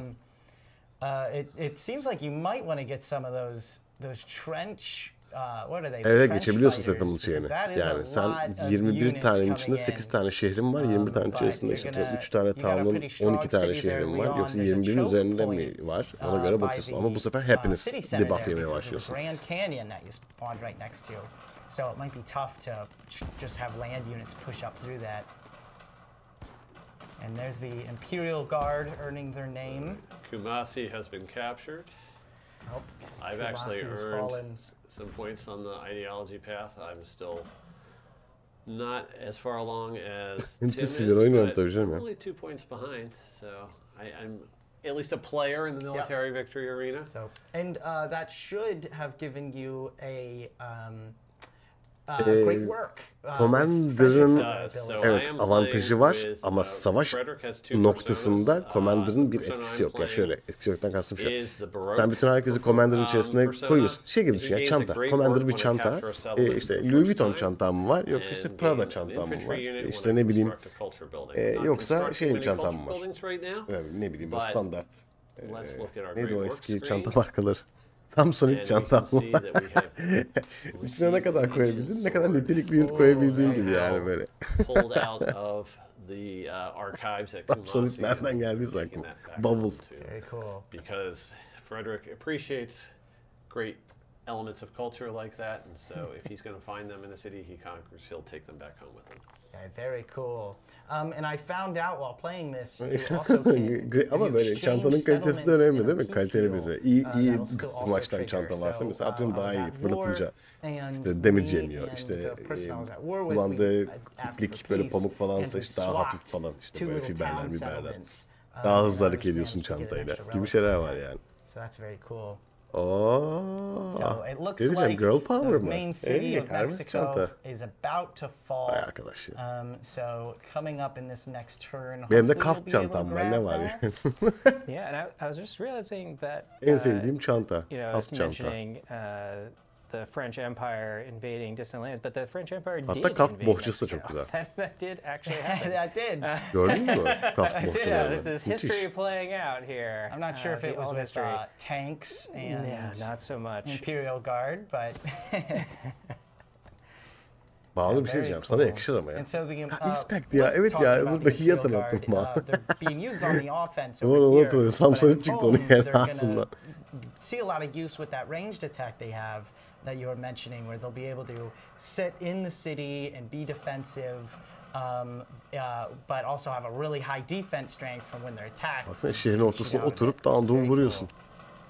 So we got a whole bunch of combat going on here. So how about we zoom in to get some cool close-up action? The fact that the combat sort of persists after you've attacked is just it's very cinematic. It's just a Dur bakayım biraz daha resolution verebiliyor muyum yayını patlatmadan acaba? Daha net bir şey çıkar mı burada? We have conquered Mexico City, has fallen. If we look at our progress, that brought us all the way up to the first milestone very rapidly. And that is a lot of units that you just freed up to go help out with the rest of the front. That was definitely the hardest part of this here. That was ilk şehrini aldı. Ya bak %72'de yediler. Age Progress'te %75'e çıktı arada. Hold on to Paris. Herkesin yaptığı total bir havuzu etkiliyor çünkü. Sonra kriz gelecek şimdi. O krizden devam edecekler. You'll be able to sneak in with an explosive victory. Ne vurdum be. Looks like Ed's sneaking some stuff around over here. Ne diyorsun, alınır mı? Tabii ki alınır arkadaşlar. Yani günün sonunda bir oyun alacağınızda şuna karar verin. 6 saatlik bir tecrübeye 3.000 lira mı verilir, yoksa 2000 saatlik bir tecrübeye 3.000 lira mı verilir? 2000 saatlik tecrübeye 3.000 lira her zaman verilir. Oynamayacağınız oyuna para vermeyin arkadaşlar. Senede bir tane oyun oynayın ve bütün sene onu oynayın. Bakınız ben böyle yaşıyorum. Ekonomik. Some island cities sort of over in that direction, so I spent some money on. Bunu kaç saat oynuyorum? 2000 saat deviririz ya. But I think the main event. Yani her yayın işte what can I do? 4 saatten hesapla. Haftada 4 yayın yapsan 16 saat. 10 haftada 160 saat sadece yayınlardan gelir. Bir de onun haricinde oynayacağım bir o kadar olur. 300 saat. Yaklaşık 2 ayda 500 saati vururuz. Ne yapacağım Türkçesini oyunu? Oyunu al iste. Oyunu aldıktan sonra iste Türkçesini. Oyunu almadan Türkçesini isteme. Önce bizim oyun alma alışkanlığını elde etmemiz gerekiyor ama oyun çok pahalı. Yani yapacak bir şey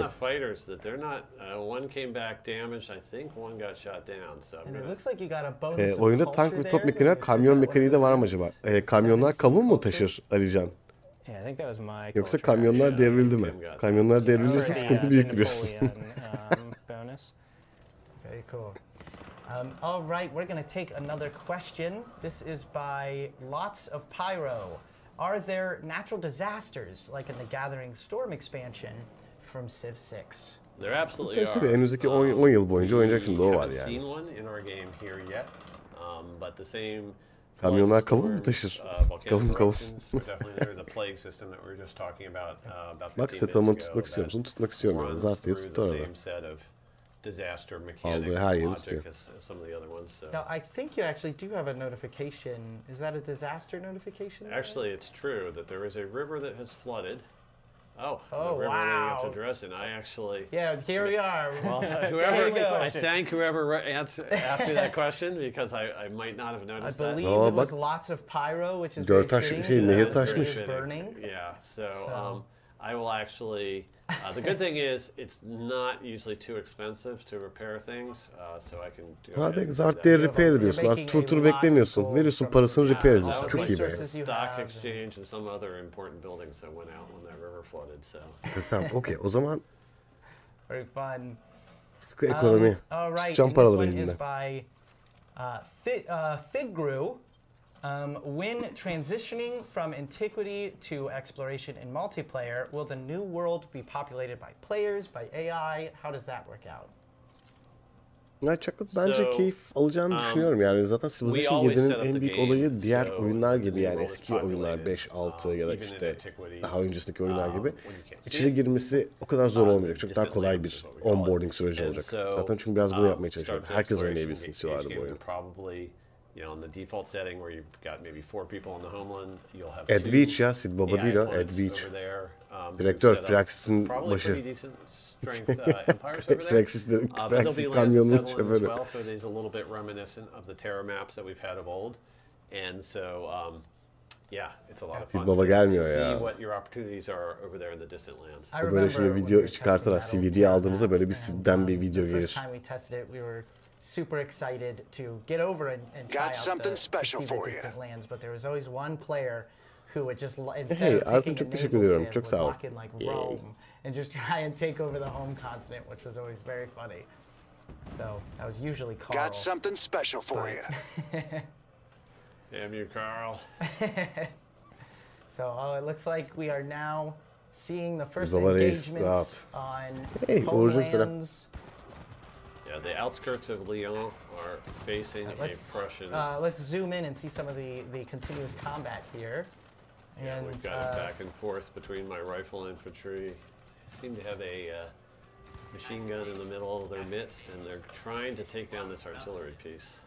Yeah, and reminder that continuous combat is how you can see how flanking works as well, because when you pick that engagement direction, that will be where that unit is locked down in engagement, and so then the furthest flanking side you attack from will have stronger bonuses. So not only is it a very cool aesthetic choice where we can watch the battles play out in real time, but we can see that cool flank of like the gameplay effects of flanking. And there is a massive naval ship sailing from your lake out of a navigable river. Probably my favorite addition to the game. So yeah, how are you feeling about your chances right now, Ed? Since now that you're engaged on the homeland, but I do feel like I have Tim on the run here, and that he definitely is not going to threaten my cities in any kind of fashion. It's all just a matter of the clock here. So I am 73 Railroad Tycoon points shy right now, so that's about 5 turns. So we're getting there. But, you know, can Jose Rizal's empire survive for a few more turns? That's not a sure thing either. Bakalım ekonomiden zıt diye olacak ilk kısmı. Sonra görevler. Polls have flipped again, where it is, I think it was 53. Commander amiral gibi bir şey var. Tabii var. Yani hem uçaklar için ayrı var, gemiler için ayrı var, şey için, askeri yönetler için var. Bütün herkese böyle paket çanta gibi koyuyorsun içerisine, götürüyorsun, şehrin kapısını açıyorsun, hadi yallah, savaşın deyip down'dan girmeye başlıyorsun. Bayağı güzel. Abi bir eğitim oynayacaksın yoksa eğitim video olacak mı? Bu yapacağım Özgür ya. Bütün tek tek eğitim videoları yapacağım. Hatta yani ilk yayını kolay da açarım. Çünkü şey için, oyunun böyle stresli girişi yapmak yerine herkesin anlayacağı dilde okuyarak, anlayarak, inceleme yaparak böyle uzun güzel bir oyun oynarız. Çünkü genel olarak ben her zaman şeyi tavsiye ederim biliyorsun. Oyunu en baştan, önce kolayda oyna. Kolayda bir kere yenebildiğini gör. Sonra bir zorluğu arttır, farklı bir zafer tipinde yap. Sonra zorluğu arttır, başka bir zafer. Zorluğu arttır, başka bir zafer. Bu şekilde gitmek her zaman daha sağlıklı. But we're looking pretty. The military victory can flip very quickly if I manage to get into a good situation. Tabii Civ 6'yı öyle öğrendik. Civ'i de öyle öğreneceğiz yani. Ya belli olmaz, belki ilk gün gaza gelip açarım daity'de. Önemli olan ne kadar erken oyunu elde ettiğim, izin alıp alamadığım, oyunu oynayıp oynamadığım. Çünkü biliyorsunuz erken erişim kodu bana gelmedi. O yüzden biraz daha böyle tecrübeli bir hazırlıklı gelmek isterdim. Gönül isterdi imkanım olsaydı ama artık Civ 8'e. 10 yıl sonra görüşürüz arkadaşlar. İşte ayın 7'si 6'sında. Cool. Now let's go ahead and take another look at the home front. Aslında geliyor. Erken erişim 11'inde çıkıyor aslında. Biz işte ödeyeceğiz. Erken başlayacağız.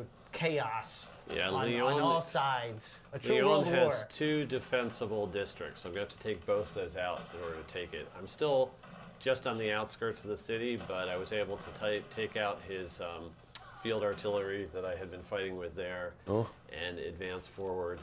Topunu indirmiş aşağıya, distrikleri şimdi ala gidiyor.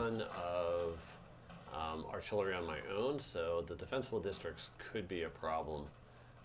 I'm going to have to probably purchasing some Stukas and putting, or actually some bombers, and putting them in my squadron commander, so I have a better chance of taking down siege defenses. Squadron commander da koyacakmış üzerine. Harika. Well, you're going to need to move quick. I just completed the 2nd milestone here. Managed to capture another settlement, and we can see that I'm only ne güzel başlığın kabul ediliyor olması. Benim maillerime dönen bile yok arkadaşlar. To get into nuke territory here. Acı ama gerçek.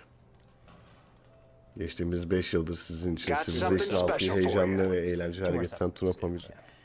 And just a reminder for everyone that we will be going over the roadmap for what players can expect after the çok teşekkür ediyorum. Çok sağ olun desteğin için. So stay tuned for later when we get into that. Once we Arkadaşlar yeni gelen aboneler lütfen bildirimlerinizi açmayı unutmayın. Yayını beğenin. Yayın olan destekleriniz için de teşekkürler. Bir hafta sonra burada silgiliyle ortalığı birbirine katıyor olacağız. Pişmaniye Power Loading for System. Yay!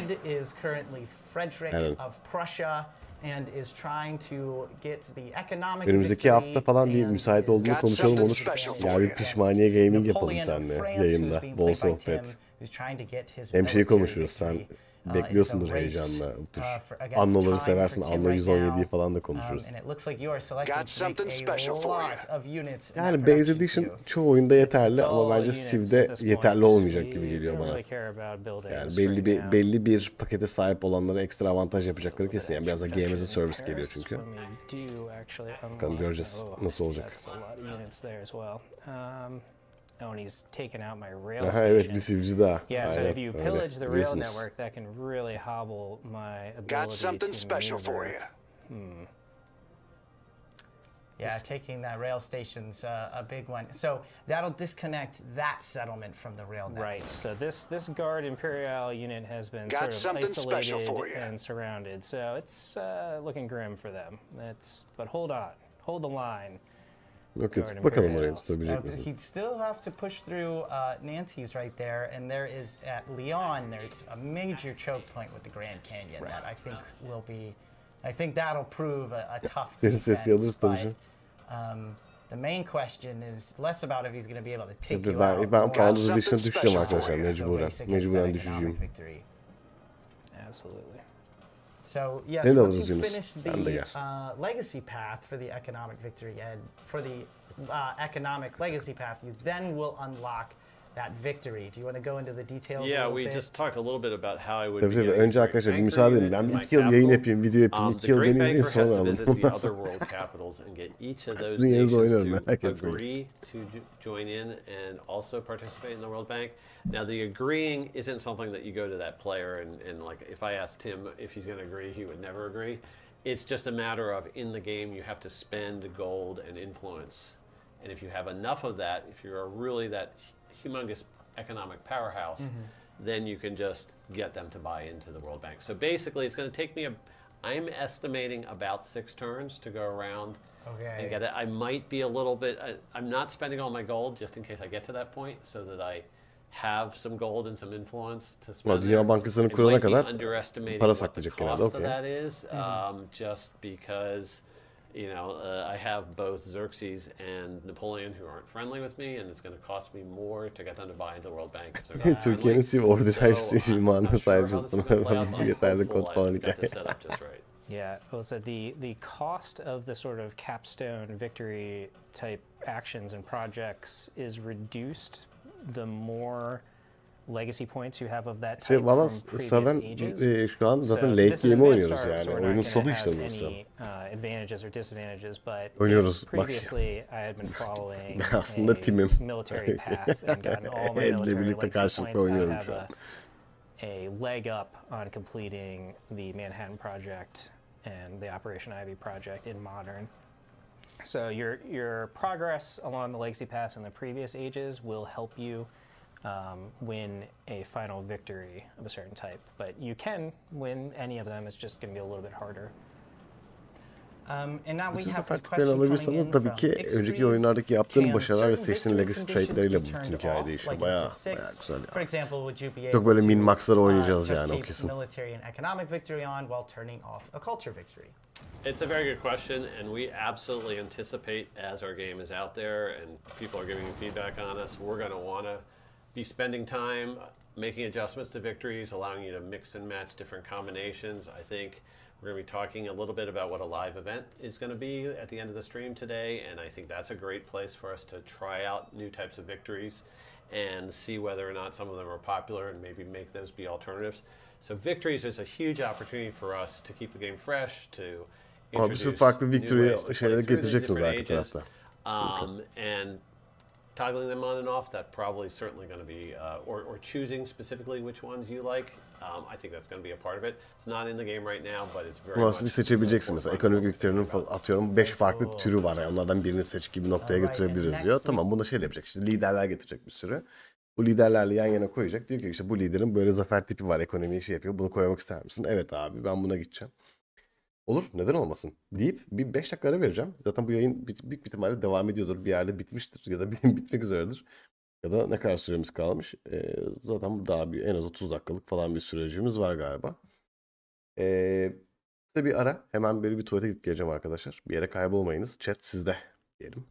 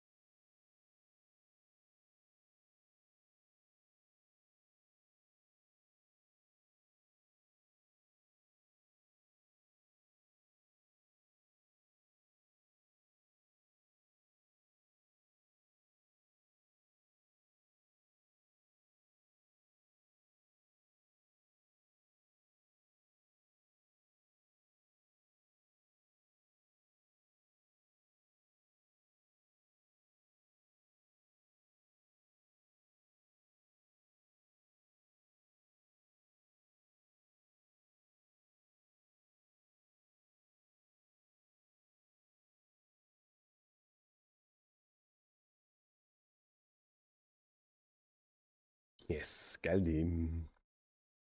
We have from Sullivan Gold, what will be the max multiplayer lobby on release? So hadi bakalım, it does başlangıçta. depend a little bit. The multiplayer count's a little bit lower on Switch, but assuming that you're not talking about Switch, you can play an 8-player multiplayer here in the modern 8 kişilik oyunlar. Okay, güzel. Because of the distant land mechanics and the fact that players might want to take that antiquity game and roll it over into exploration, we want everybody to have the chance to have treasure fleets and take advantage of the exploration age mechanics. Right now, it's set up so that if you start a antiquity or an exploration game, the count is set at 5. Well, you know people are going to want to play with even more people than that, so we have work underway already to get it so that we'll be supporting 8 in any configuration pretty soon here. Cool. Okay. Şu an 5'miş limit ama 8 kişiye çıkartacağız multiplayer limitinde de. Ona çalışıyoruz yani. Hadi bakalım. By Da Wasabi HD. Is there a tech to reveal the whole map? Yes. Is there a tech to reveal whole map? Evet. Bütün map'i gösteren bir teknoloji var mı? So there's not really a tech to do it, but if you complete that launch satellite project, okay, standart yani Siv'deki gibi uyduyu fırlattığın anda bütün map açılıyor. That will reveal the whole map. Yeah, we haven't talked much about the other legacy paths. We've been focusing on economic and victory. So, what is that scientific legacy Hocam path? %100 olarak oyunu aldım. Size güveniyorum. Bize Sival sevdiğiniz gibi lütfen bu oyunu sevin. Tabii ki Ghost her zaman. Her zaman inciğini oynayacağız, sömüreceğiz. Sen hiç merak etme bunu. Ruhunu çekeceğiz Sivil'in. You'll see on the tree that there are these light bulbs that represent key achievements along the scientific path. Since I have been through flight, I could have done a transoceanic flight. I think I actually have to get that point. If I go check my science progress, got that one. I've done that one. The other Bu arada mesela çok enteresan bir özellik var bu arada. Dikkat ettiniz mi deminki teknoloji panelinde? Bazı teknolojileri 2 kere araştırabiliyorsunuz. Mesela mobilization var. Mesela bak burada. Mesela flight'a gel. Flight'ın ikisini de yapmış. Mastery'sini almış. Bu ekstra slotlar getiriyor işte. Örnek veriyorum. Mobilization'ını bir tur daha yaparsanız bu sefer ordanızın movement'ları bilmem neleri değişiyor. Yani bir teknolojiyi birkaç kere araştırmak ve bunu geliştirmek gibi bir özellik var CV'de. Buna dikkat etmemiştiniz değil mi daha önce? Hemen size rehber gibi bir tane bunu kenardan söyleyeyim yani. Oynamadan bunu görebiliyor olmak çok acayip tabii.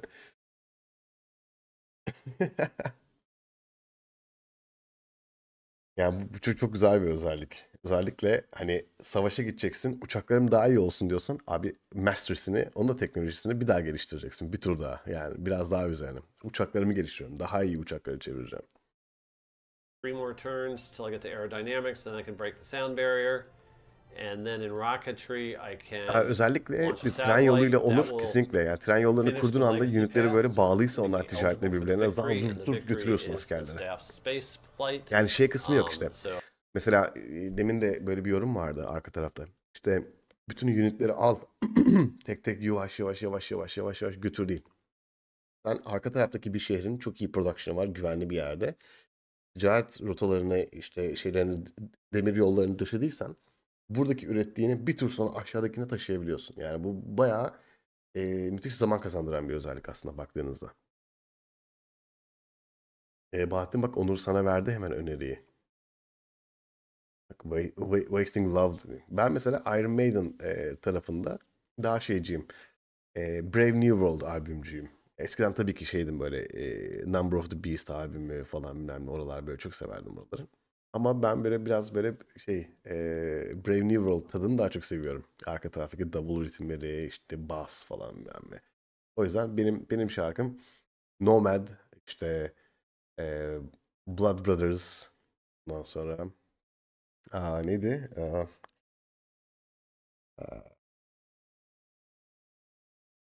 Brave New World tabii ki. A brave new world, in a brave new world. In a brave new world, a brave new world. Çok güzel değil mi? Tekerleme gibi adam. Both of those are on that rocketry tech at the end. Zaten tren yollarının benzerlerine sahip zaten. Yeni olan kısmı var mı tek tren yolları? Napoleonic France has a strong engine culture. Sanırım movement haricinde şeyleri de etkiliyor. Şehirler arasındaki kaynakların transferi de aynı şekilde. Fabrikalardan bir şey üret, diğer şehirlere ulaştır. Ondan sonra unitleri hızlı götürüyorsun. Tren yolları süreci hızlandırıyordu. Airlifting bu kadar hızlı yapıyordu Civ 6'da. Sen airport kurduğunda oradaki şehirdeki bir uniti uçakla öbür tarafa bırakıyorsun. Tren yolları zart diye götürüyorsun. Tren yolları normal yolların ticaret rotalarının ekstra etkileri var. Ticaretleri hızlandırıyordu sanırım. Çünkü sen normalde Exploration Age'de başka bir kıtadan kendi tarafına gemiyle getiriyorsun. Sonra o kaynakları kendi içindeki şehirlerden production olarak bir ürün olarak produce ettiğinde hem ekonomik zafere sayıyordu arka tarafta şu an. Bir de sanırım onların etki alanlarını etki ediyor. Yani şehirlerin kullanımına açıyordu. Ama şehirlerin birbirlerine bağlı olması gerekiyordu sanırım bunun için. Şu an süper sallıyor olabilirim bu arada oynamadığım için. Ama olsa güzel olmuş ya. Ben olsam öyle yapardım. İşte almıyorlar arkadaşlar.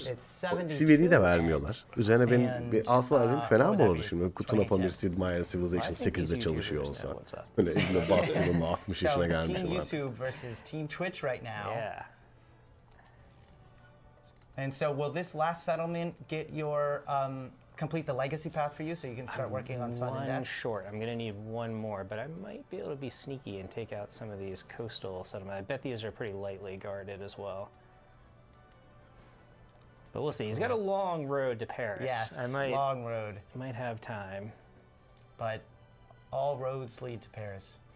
And I was able to use my railroad to very quickly move people from Marseille to Bordeaux over here. I am 45 points from finishing Railroad Tycoon. And I believe I've got 15 factory points per turn. 3, 9. Oof, I need one more factory good. I need to somehow increase the factory capacity in Hamburg. Could you buy a Oh, I know, a port increases the resource. Yes. It's a really expensive build here, but I do that. Then Hamburg can produce more chocolate a turn. There we are. And I can actually give them these other resources too. Let's give them extra happiness. Ya bak railroad olan şehirlere ekstra happiness falan getiriyor işte. Yani tren yollarının amacını gördünüz değil mi? Tabii sallamıyormuşum, varmış yani. True, true. Okay, it doesn't matter. I should be able to finish that in 3 turns now. And then it's on to the World Bank. Evet, 7 geliyor Meriç. Uzun zaman oldu. 7'ler oldu. I believe you said would also take about 3 turns. No, it's going to take me, I figure that's going to take me probably 6 turns because I'm going to move to a capital, one to spend the gold. Yeah. So I should be 9 turns. Bence çoğu şeyi çözmüşler ya. Yani yolda da çözeceklerdir diye tahmin ediyorum. It's going to be close. Paris has a lot of production, but the Manhattan Project is a pretty significant undertaking. So we'll see. It's going to be pretty close. I'm just realizing if I can put enough pressure on Seviyede de 6'da olan DLC'ler mevcut şekilde içine mekanik olarak yer alacak mı? Muhtemelen getirecekler Beyhan. Might get me what I need. So we'll see. How many settlements is he down to? He's still got 5, so he easily could decide that that's worth peace for him. But he's got, I'm at -3 war support with him, and they do consider current war support in peace deals. So he knows that world opinion is on his side pretty heavily here.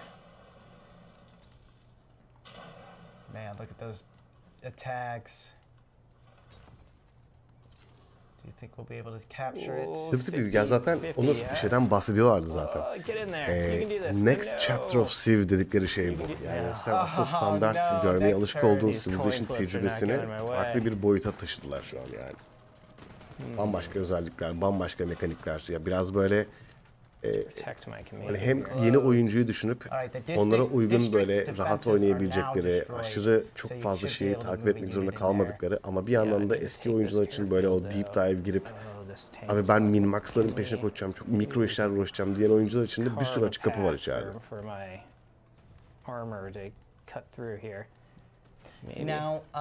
Bilmiyorum ya, kaç DLC'yi verecekler bilmiyorum Ghost diyor. Bunu büyük ihtimalle yayının sonrasında bahsedeceklerdi diye düşünüyorum bu tarz bir şey. Yani major DLC'leri büyük ihtimalle dahil ederler içine. Yani 5 tane major DLC çıkacaktır diye tahmin ediyorum önümüzdeki yıl içerisinde. Onları dahil ederler. Yani minor DLC'ler nedir ne değildir onu bilmiyorum.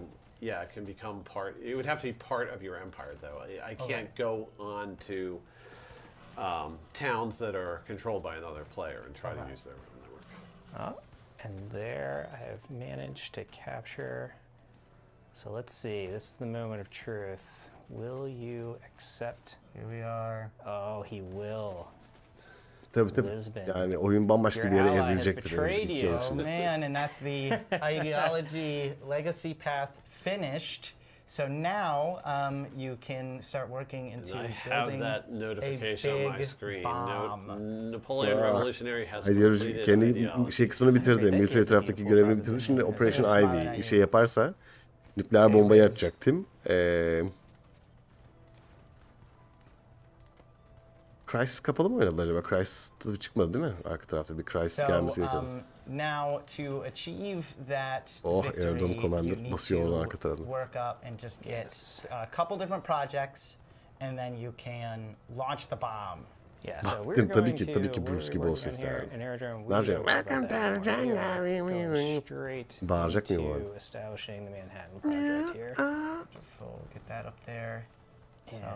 I won't say how many turns that is out loud to keep Ed on his toes. Yeah, we will let districtleri nasıl birleştirmiş. Şimdi çok enteresan. Her bir district'in içerisinde böyle 2000 ay yapıp onu biraz customize edebiliyorsunuz ya. Böyle biraz yemek versin, biraz bilim versin, biraz production versin, biraz bilmem ne versin gibi yapabiliyor olmak da güzel yani. I do not. I'm behind technologically, so I won't be able to use my nukes on you until I have a plane capable of carrying them. I don't have sufficient technology to do that. Beyhan, But I will potentially be able to complete the development of the bomb. Çok teşekkür ediyorum ya. And that in itself is winning. Wow, kocaman desteğin için çok teşekkürler. Even though I don't quite have a delivery mechanism ready to go just yet. Şu an chat bir anda böyle uzun akacak böyle arka tarafa.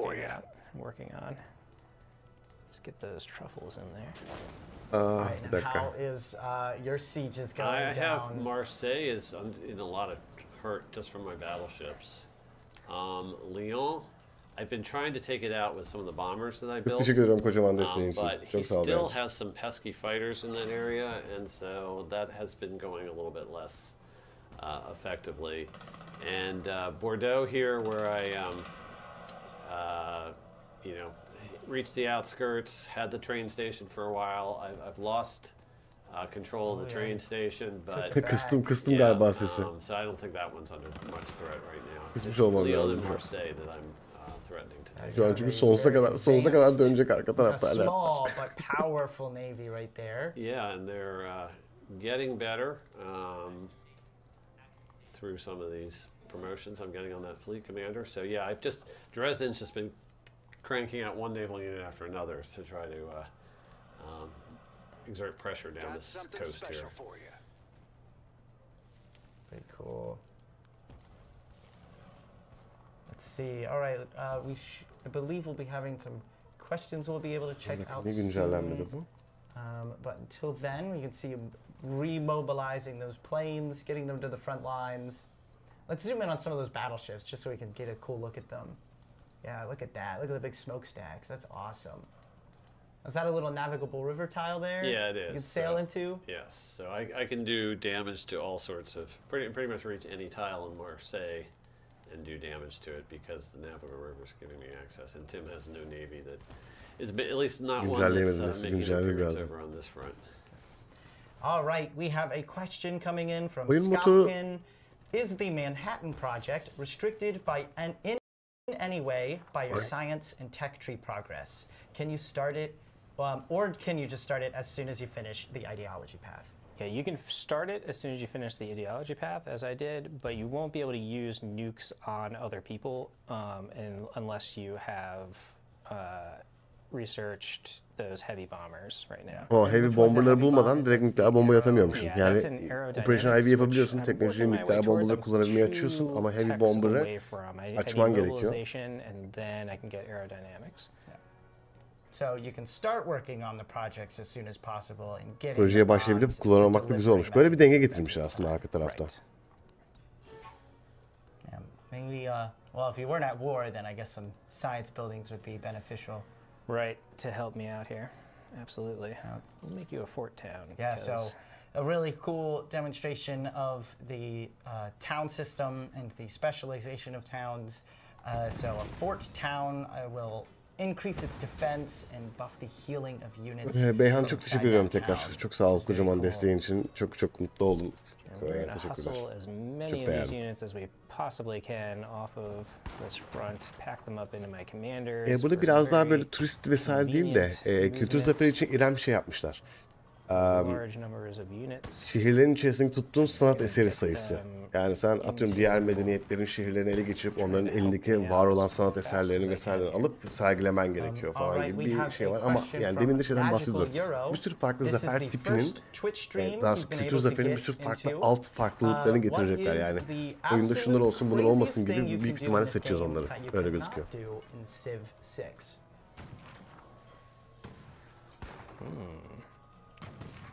I think the craziest thing that I have seen in any of our playtesting is some of the battles we've had over treasure fleets in the exploration age, and that doesn't exist in Civ 6 at all. Especially in multiplayer during the exploration age, you think exploration age people are just like sailing around the world and discovering stuff. Bu keşif çağında etrafta gezip oradaki savaş yapan enteresan diyor. You know, and it's cool. I like fighting with tall ships, and we've had big fleets full of treasure, swapping hands back and forth during the same turn between different players. So some of those things have been really fun. I've been a part of some major naval battles going on about swapping around treasure fleets. One of my things that I think is crazy is when I mentioned earlier, being able to stack the different civilization's abilities. And so you can get some really, really crazy scenarios, and as well as when you mix match different leaders. And I'm not going to get into too many of the ones I've found because I want the community to find them and get to see them for themselves. But there are some really awesome combos to engage with. Şey kombinasyonlarından bahsediyor işte bu farklı liderleri seçiyoruz ya arka tarafta mesela. Onun etkisi. Everybody was going to be America. It was America versus America versus America. And we had Harriet Tubman America versus Lafayette America versus Ben Franklin America. And what was really interesting about it is that even though we were all America, each of us got different precursor civilizations generated. Öncesinde farklı medeniyetlerle başlayıp hepimiz Amerika'ya döndük. Amerika'nın 3 farklı işte profilinde, lider profilinde oynadık. Bayağı enteresan oluyor hakikaten. Different flavors of America actually. We had like a much more economically focused America. We ended up with a slightly more scientific America and like a slightly more diplomatic America. And they actually felt like distinct. Tabii. Zaten en büyük sıkıntı asker sayısı ve askerleri yönetim kısmı. Savaşlar birazcık böyle dertli olacak. Ama en azından güzel tarafı şu Humankind'daki gibi abi savaşı bitti falan diye zırt diye bitmiyor. Ama kaç soru savaşıyor baksana. That's like a really cool new thing, and that was definitely a sort of aha moment when that happened. When the vision comes together. Götür komple sütun değil böyle. Abi burada bir anıt kapısı var. Kapıyı da alalım. Taş üzerindeki böyle kilit taşını. I've been doing some work near the Grand Canyon there. And if you get a couple more, we may want to notice that the railroad tycoon, the trains are chugging home to the stations in Berlin. I just got that. Ya bak ekonomik kısmının ilk kısmında bitirdi. Ed'in keyfi yerine geldi. So there is a great banker. Great banker çıkardı. So where are you sending them first? He can travel to cities. Okay, şehir arası gidebiliyor. After he's traveled there, then he can do his job to establish the World Bank. So he actually has movement this turn, right after I've done that. So you notice that all the capitals are lit up. Let's see where Jose Rizal's capital in exile is. And send him over there. And so that consumes his movement for the turn, and then next turn he should get a new unit action to establish the World Bank there. Now, do you just need to be in any tile on the capital or the city center? I'm hoping that any tile is okay. Otherwise, I made a placement mistake, and we'll see if that comes back. You're also researching the last tech, which is pretty nice. Yeah, I have started on rocketry as well. I would have to go back if I wanted to try to pursue the scientific victory and go and finish up those projects. But that is one cool thing. Sometimes you might want to pursue 2 victories, and then it's just whichever final victory culmination capstone moment you can get to first. I've had that situation in several of my games I've been playing where I finished 2 legacy paths. I'm like, well, what's going to be faster? Great banker. Vallahi bilmiyorum nereden nereye roket atma konusunda. Göreceğiz. Ya ilk şeyleri bulman, heavy bomberları bulman gerekiyor diyor. Gemi ve uçak şu an gözüküyor. Especially when you're in previous ages, because if you're in exploration and antiquity and you plan on playing that full game, you want to. I really promote the idea of going and getting as many of the legacy paths as you can, because you'll get bonuses into the next age. However, once you do get into modern, then yes, you get the sudden death victories where it's important to focus on making sure you can achieve something there. Her şey çok küçük hissettirdi. Dünya içinde VST'yi bir değişik hissettirdi. Alışılır ama. Tabii alışılırsın ya. Now that we are approaching the victories, why don't we talk about şeyden ötürü ama yani şehirler tek bir tane cücük kadar nokta değil ya artık etrafındaki distrikler. Şehirler distriklerle birlikte büyüyor. Aslında yani dünyaya daha çok yayılmış ve dünyayı occupy ediyorsun. Ve bu şu an standart bir haritada oynuyor artık yani. Büyük haritada oynadığımızda çok daha farklı hissedeceğimize eminim yani. I will unlock a project in the cities called Build a Nuclear Weapon. I need an aerodrome with a heavy bomber in it. And once I complete that project, it'll load the bomb into that heavy bomber. And on the aerodrome commander, you'll see this button here where it says WMD strike. And I currently have no available warhead. But once I have a warhead in my empire, I'll be able to click on that and try to strike a tile. His fighters will be able to intercept it, so I do need to account for that. But I can use a nuke Ama bak Fighter ortalıkta havalanı yapıp ortak dönen uçaklar gelen nükleer bomba taşıyan uçağı önüne geçebiliyorlarmış. Nice. So you could set up a blocker with the radiation. Right. So that's one way to use the nuclear weapons. And then the other part of it is that once I complete the Manhattan project, I'll have a second project available, which will be called Operation Ivy. And completing that will just instantly win me the game. So that will be, you know, I've created, I clearly have a nuclear superiority at that point that I've demonstrated. You sort of do a test, a nuclear test that sort of proves to the world that it's a bad idea to mess with you from this point out. Bence de test yapma, insanların üzerine test yapma. Military victory will come to a close. Since you finished out your turn, let's zoom in. Evet öyle oluyor. Çok büyük haritalar çok büyük sıkıntı ya. So we can go ahead and see what that looks like under building out construction. over here. We're getting there. It's in progress. I've got. Yetmedi olan dinlerin biriyle %70 dönüştü kazanan gibi başarım oldu. Yok ya din yok Rıza şeyde. Yani var da orta çağda var, modern çağda din yok. It's nip and tuck for sure. Get a box or a blanket. I think the fact that your Air Force is under tech is going to be my saving grace. That is definitely my Achilles heel. We'll see what we can do. Maybe can we do anything to speed this up even?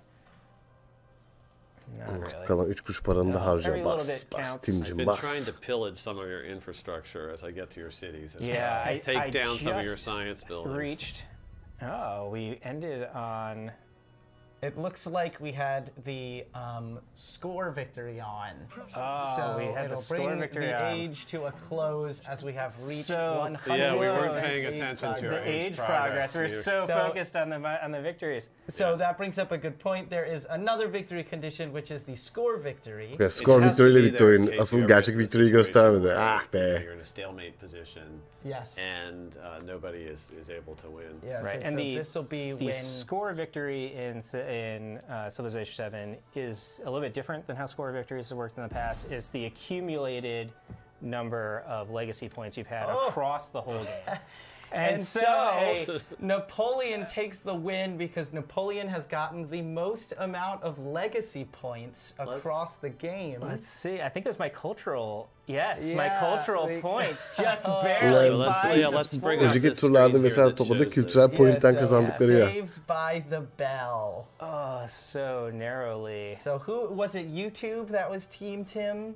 Or was it Twitch that was Team Tim? So because of the age progress meter, you won. I think the next thing that would have triggered was I should have been 5 turns away from winning with the Great Banker. Oh, man. Yes. And then I'm not sure how many turns you were out from getting a heavy bomber, but probably 10 turns. Probably, because I would need to do the operate. Yeah, it was. Nükleer bomba yeseydi de kaybedecek. Öbür türlü de kazanacaktı yani. It been like 5 turns. Okay. It was very, very close. Yeah.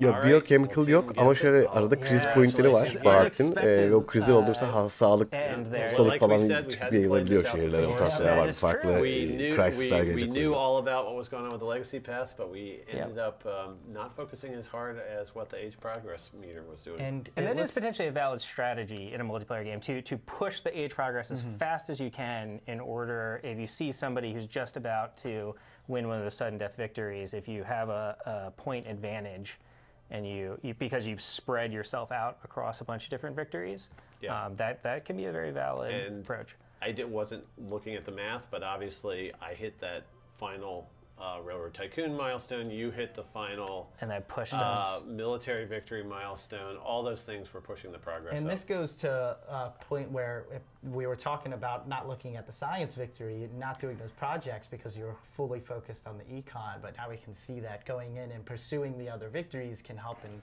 situations. And if people feel like, well, we don't want score victory to be beyond, we really want it to be a sudden death victory. That we showed the settings at the very beginning of the stream, where you can go with the long age. Ya sudden death bir anda böyle bir tane bir mekanik açıp kapatabileceksin bu sonuçta. To finish an age way back, and so that gives you plenty of space for the sudden death victories to kick in. And conversely, the abbreviated ages is going the other way. And when we've played with those in multiplayer, that almost always ends in a score victory, and so you can sort of skew your preferred way to play. And this is something that you know, as we get more data in, as we get feedback from the community, we'll be tuning all these numbers. It could be topluluktan geri bildirim gelmeden de yani bazı şeyler olduğu gibi duruyor arka tarafta. Age progress, or maybe only in modern age. Is that the case? So we'll be paying a lot of attention, which I think is a good segue, Sean. Yes, perfect. I was about to pick up on that one.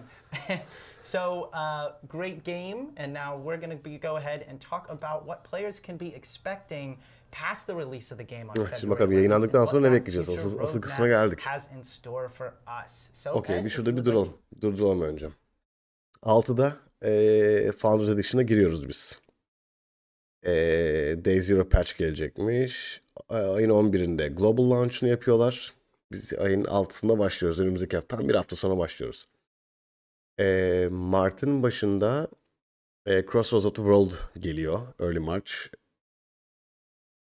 Burada aşağıda free content de var. 1.1.0 Major Update gelecek. Event geliyor. Natural Wonder Battle. Dünya harikası şeyi. Bermuda üçgeni eklenecek. Mart'ın sonuna doğru Marvelous Mountains diye böyle bir event geliyor. Mount Everest gelmeye başlıyor. Okey. İlk Mart ayını Wonder'lara ayırmışlar. Ella Loves geliyor. Kartaca ve Great Britain sivlerine 4 tane yeni Wonder ekleniyor. Sonra Simon Bolivar geliyor.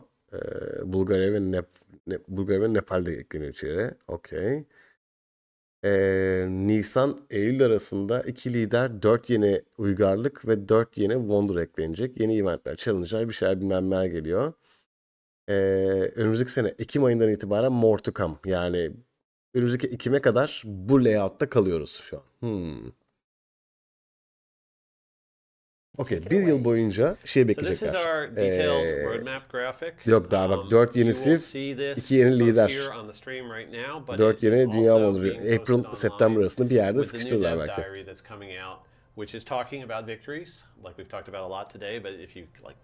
Bak aşağıda yazmış bu arada. Right to Rule. April-September arasında gelecek olan collection içerisinde sadece Founders Edition içerisinde. 6 tane DLC ve hepsi September 25'e kadar gelmiş olacak. Eylül 25'e kadar. Otomatik bir in-game deliver edilecek. O yüzden diyor ki Founders Edition alırsan diyor gelecek olan bütün DLC'leri alırsın diyor.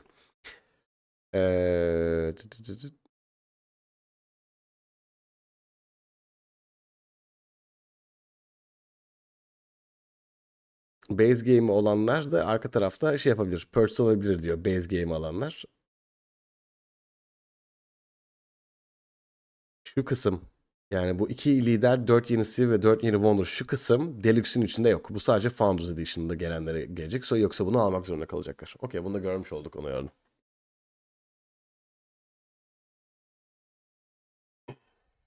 Want to see it in print? That's right there on the victories dev diary. And one of the key things about the roadmap is it is composed as you go through month by month, like this is broken up from left to right. You'll see on the top half of the screen things that you get if you have one of the content collections coming to you because you've ordered either the deluxe edition or the founders edition, or you go out and at some point in time decide to buy those separately. But we also have very, very important free updates to anyone who owns the game at whatever level they've purchased it. Tim is leading up the charge on those updates, so he can talk about them a little bit. Let's look first at that early March block and talk about what's coming with the Crossroads of the World pack. Now, the Crossroads of the World pack is broken into 2 releases, an early March release and a late March release. That's not a pattern that people can, should lock in on. Some of our collections will be broken up into 3, 4 releases, those types of things. So it's not always going to be 2, but that's just how Crossroads of the World works. And in that first release, we have some exciting new civs. We have some B-roll that we can show in terms of what those civs look like. And we have a cool leader. And because these civs and leaders, I think we're seeing the Carthage. Right here. So actually, before I say anything more, I'm going to let Tim talk a little bit about what's cool about Carthage. Yeah, Carthage is definitely becoming one of my favorite Antiquity Civs to play. It's a very unique experience. If you were a fan of Venice in Civ 5 and that gameplay, this is sort of a spiritual successor in a lot of ways. And I think people are really going to enjoy playing them. And so that's an important point to make, is these DLC civs were done after we had the base game pretty well figured out and settled in.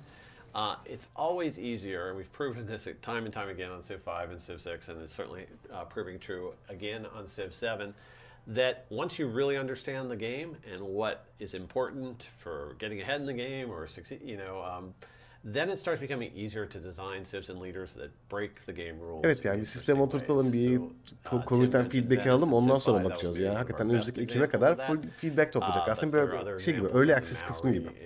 Demin Onur da diyordu ya işte. Civilization oturması 2 yıl alır abi. Sometimes people are a little sad that civs get held out until DLC, but sometimes they end up being much more interesting and cooler. So I'm really excited that Great Britain is in this pack. I know there's been a lot of consternation out in the community as to how could they not have Great Britain in the base game? And Great Britain is probably one of the most near and dear to my heart civilizations. It's the country that I visited more than any other foreign country. I've actually already been to Great Britain in 2025. So I'm not going to let Great Britain fall by the wayside. There's going to be plenty of English, British, whatever content from the British Isles before Civ 7 is said and done. And it's cool because we actually had a little bit of trouble with England in Civ 6. We had to redesign them a few times. This time we've had a chance to sit back, see what the base game looks like, then design Britain. So I'm really excited by the British design and also the British leader that we're introducing here in this same content collection. Yep, and with that we'll have a video that we'll be able to play for y'all right now. To use and apply the language of science, we must fully appreciate, feel, seize the unseen. Yeah. So Ada Lovelace is our new scientific leader. So we have leaders who are great in diplomacy like Machiavelli. We have leaders who are great in culture. I think Catherine the Great is one of our examples of that this time. But Ada Lovelace is one of our premier science civs. And she's sort of taken the science gameplay in a brand new direction. She reminds me of Young Li from the Leader Pass from Civ 6, where there's like a system that you don't usually engage with in a deep fashion. And all of a sudden the leader comes along who's really good at that system. And all of a sudden that's how you play the game. And it feels like a very fresh, unique experience. So we won't tell you exactly how Ada works right now. But we've had a ton of fun playing with her and trying her out recently. Now, a couple more details here on what you're seeing on the roadmap. One is there's been some question about, well, these new civs that are coming in the collections, do they get their own associated wonders, or are they sort of supposed to use the 4 wonders that are part of the pack as theirs? And they absolutely do get their own associated wonders that aren't listed as part of the content. That's just part of the civilization. Okay, kendi wonderlarıyla geliyormuş yani. Ki her gelen lider kendi ülkesinin wonderları, natural wonderlarıyla birlikte gelecek. Is what's going on sort of on the bottom half of these of this roadmap slide with the free content updates. And you'll notice that we have some things labeled as major updates and some things as regular updates. That really just has to do with whether it's the first update within a collection, which we're going to have a little bit more fanfare around. But we're not necessarily assuming that one update is going to have more fixes than the other updates. We're just going to be fixing as much stuff as fast as we possibly can and patching things up and balancing things. Tim's doing a great job leading the charge there. So I'm going to let him talk a little bit about how these events work and how things in the events might see their way into the game later. Right, so the first event will be this natural wonder battle, which the events are a lot like if you've been playing the events that are ongoing in Civ 6 right now that just sort of wrapped up. Those are going to continue into Civilization 7. So those will be sort of limited time events that you can participate in, like this natural wonder battle. And then those will, not always, but sometimes have content or things about them that get sort of shed into the base game after they're done. So they're both a way for us to try some things out and see how they go, and a way to keep adding free content and updates into the game for everyone. And so as an example here, we're going to be adding these new natural wonders ekleyebildiğiniz kadar free content ekleyin de insanlar mutlu for olsunlar. everyone, and having this natural wonder battle event. And then in the Geographic Society in the Modern Age that we just played through, we'll be sort of integrating natural wonder gameplay into that as well. So that's sort of an example of what type of thing you can expect moving forward there. And I think for the final thing that we want to touch on today is we want to talk about some of the bigger, chunkier updates that we have planned. We don't have an exact timing. We won't see them on the roadmap specifically. But if you go to the dev diary that's been released, there are 4 or 5 items listed there as like our near-term priorities for things that we want to focus on. Bir tane dev daireleri var. O dev daireleri için ayrı ayrı videolar yapma vakti geldi demek ki. Biraz daha böyle neler olacakla ilgili küçük tüyolar vermiş orada. The questions. We want to let people know that hot seat is something that we're actively looking at how quickly we can get that out to everybody. Naming of settlements is a feature that is important for people to be able to customize their empire, so we want to be able to do that. And we talked a little bit about how you might have some campaigns or some multiplayer campaigns where you want to play, you know, this age and another age, or just a single age.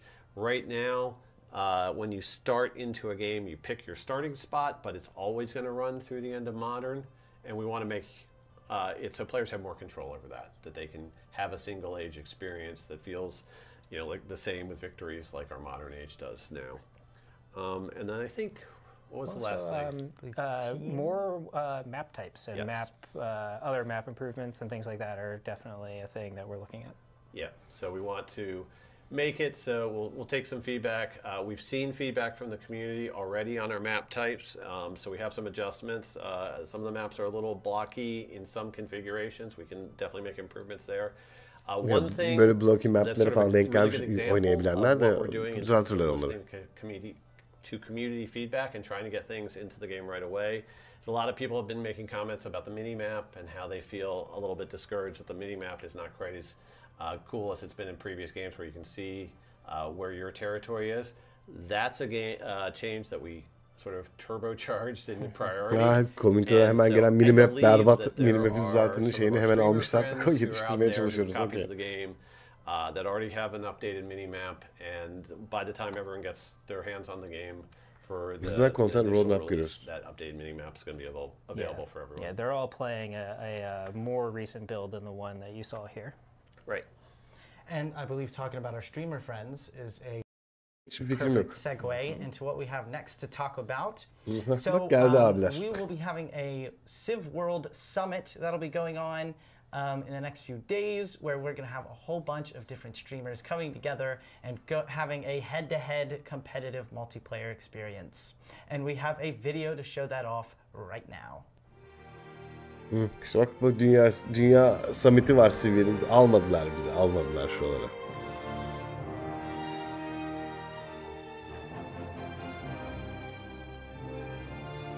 Best Fingerprint'i falan getirmişler yani, bayağı iyi yani. Ha, game mekanik. Hey, game mekanik de oradaymış. Nice. Cursor Ryan da. Nice. Ha, Potato sunuyor tabii ki Sera ile birlikte. Okay.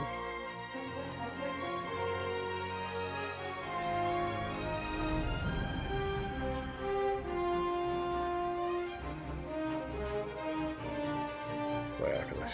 All right, and that is everything we got for today's live stream. So thank you very much for joining us. Follow us on our socials for more information. And I am so excited for all of y'all to check out our game on February 11th on all platforms.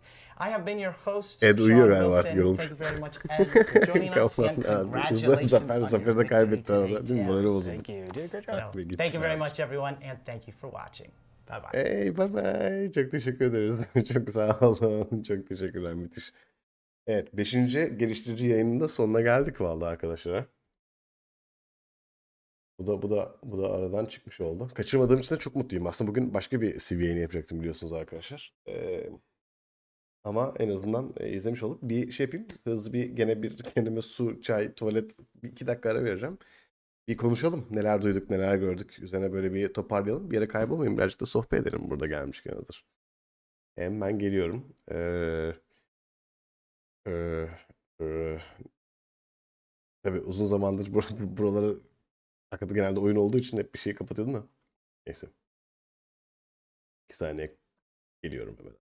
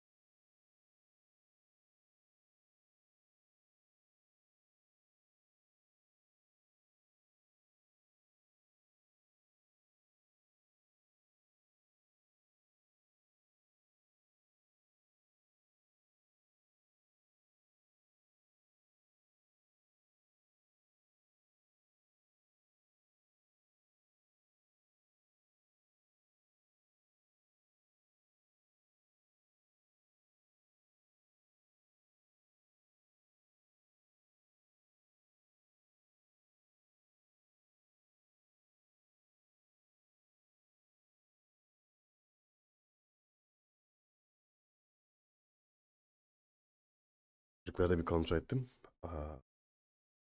Yurt. Bence. Evet arkadaşlar ne diyorsunuz? Hızlı işin 7 geliyor. Haftaya birlikteyiz. Neler olacak acaba? Tuna Pamir'in yayın hayatında başına neler gelecek? Burayı böyle ardına kadar doldurup heyecanla şey yapacak mıyız? Çıldırtacak mıyız ortalığı?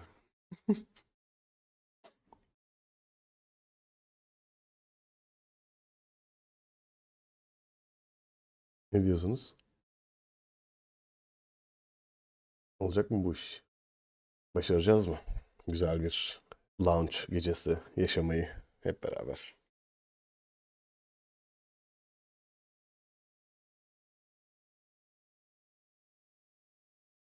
Evet evet bayağı dır gireceğiz içinden geçeceğiz.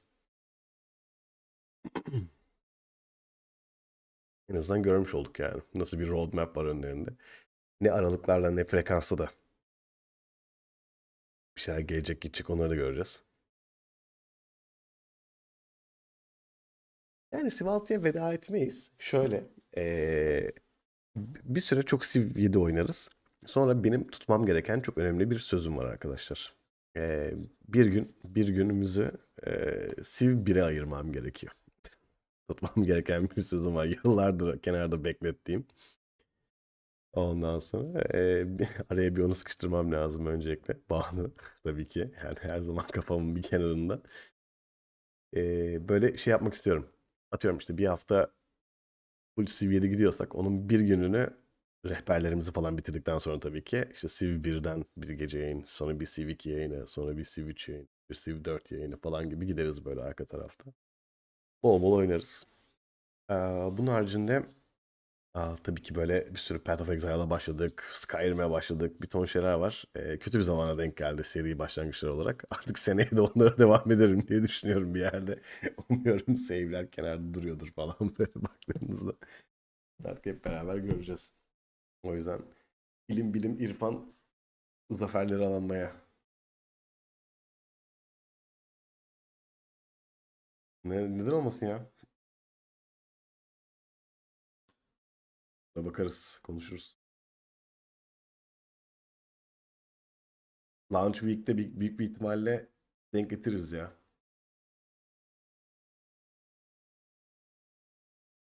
Muhtemelen.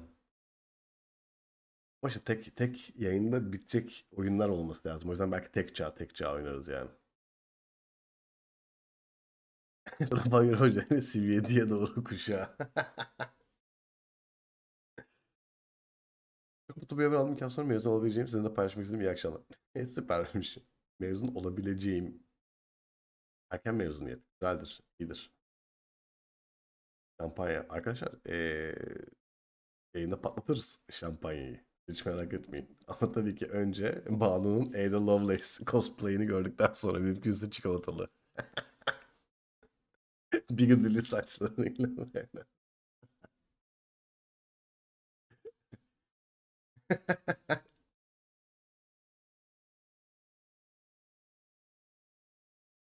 Muz... Muzurluk. Yapacak bir şey yok bana. Ay ay.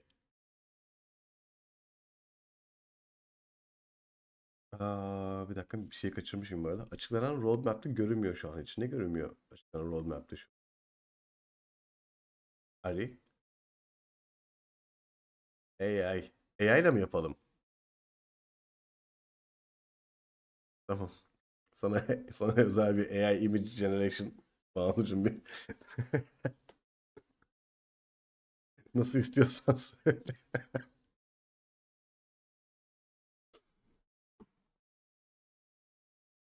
Ay ay güzel. Ya bir günde en azından yani şunu kaçırmak istemiyordum zaten. Güzel denk geldi ya. Nasıl aklımdan çıkmış bir an böyle görünce dedim ki eyvah bugün o gibi ayını yani 30 Ocak değil 31 Ocak gibi aklımda kalmıştı. Ee, iyi oldu. Bunlardan halletmiş olduk kaçırmadan. Okay. Yarın Cuma. Yarın 2 tane opsiyon var.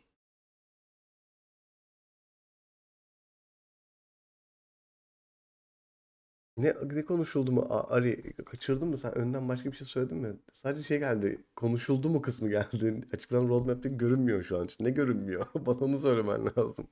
Yeni geldin de. Yarın Cuma. Yarın şimdi şöyle. Muhtemelen yarın yayın yaparız ya. Cumartesi sabahı Mercan'ın okulu var. Sonra cumartesi akşamı rakı var. Pazar günü Mercan'ın bir arkadaşın doğum günü var. Yarın yayın yapalım. Sonra da pazar yapmaya çalışalım. Yayın. En iyi öyle olacak gibi.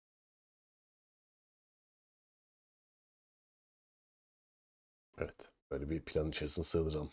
Şu şeyi oynarız. Yarın Fransa. Demokrasi şöleni yapalım. Hangi Fransa'yı oynayacağız? Black Queen'i mi oynayacağız? Magnificence'ı mı oynayacağız? Catherine'in 2 farklı personası. Onu bir demokrasi şöleni yaparız. Çiçek gibi. Ondan sonra pazar günü de belki bir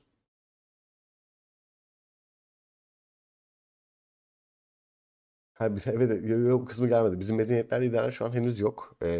Önümüzdeki Eylül'e kadar da olmayacak. Öyle görünen o yani. Rakılı yayın. O Instagram'da rakılı yayınlar arkadaşlar. Bir anda açıyoruz sonra peynir falan konuşuyoruz böyle. Geçen Elif'in kuzeni vardı. Saçma sapan bir canlı yayın yaptık Instagram'da. Çok komik hala duruyor. İzlemediyseniz girin bakın ya. Gereksiz yere kendi kendimize çok eğlendik. Rakılayım. Onur gelmiyor musunuz ya? Bodrum planı yok mu? Yaza doğru mu?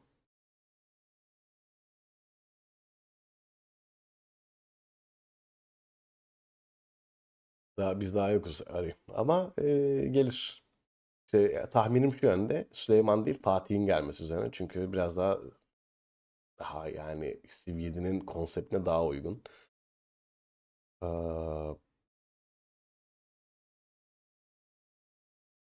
Sonra oradan modernde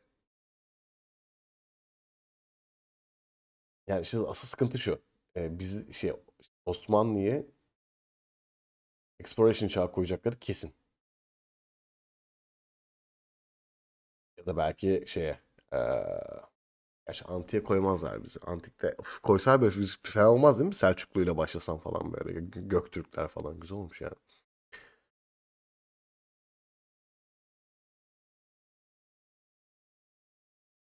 Nasıl? Türk yazınca sansürlenmezsin ya. Öyle saçma bir şey mi olur ya? Öyle yasaklı kelime yok. Türk Türktür. What?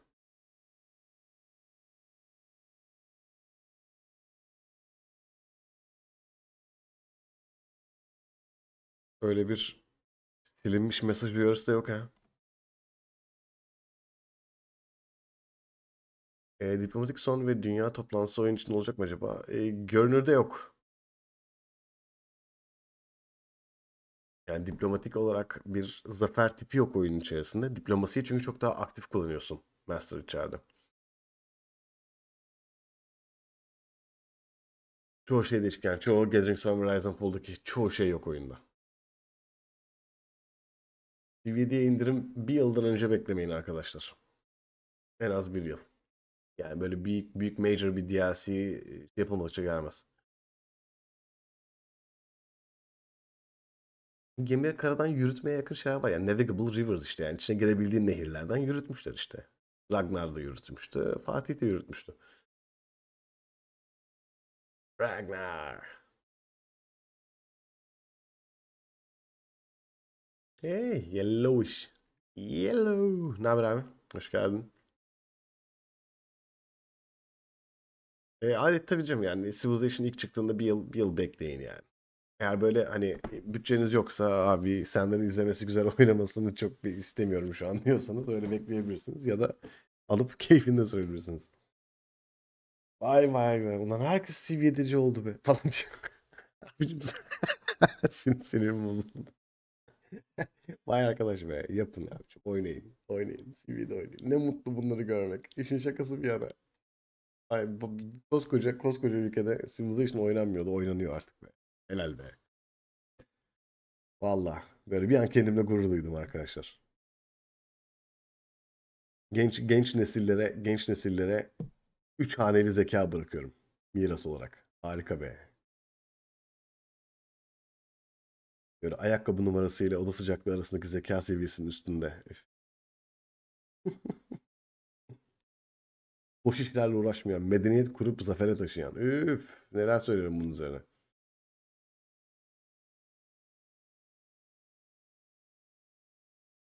Yok.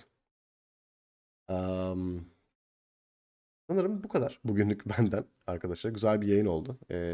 Güzel 2,5 saatlikte bir paket halinde bırakıyoruz bunu. Sonradan izleyecek olanlar için de en azından bol bol arada oyunda ne oluyor izlemeden konuşmadan goy goyumuz dinleyecekler ama gayet güzel. Hadi bulduracağız ya. Herkese öğreteceğim. 4x'i sevdireceğim herkese. Ama nitelikli 4x'ler. Öyle deneysel 4x'ler değil. Kaliteli. Böyle en az 30 yıllık geçmiş olan.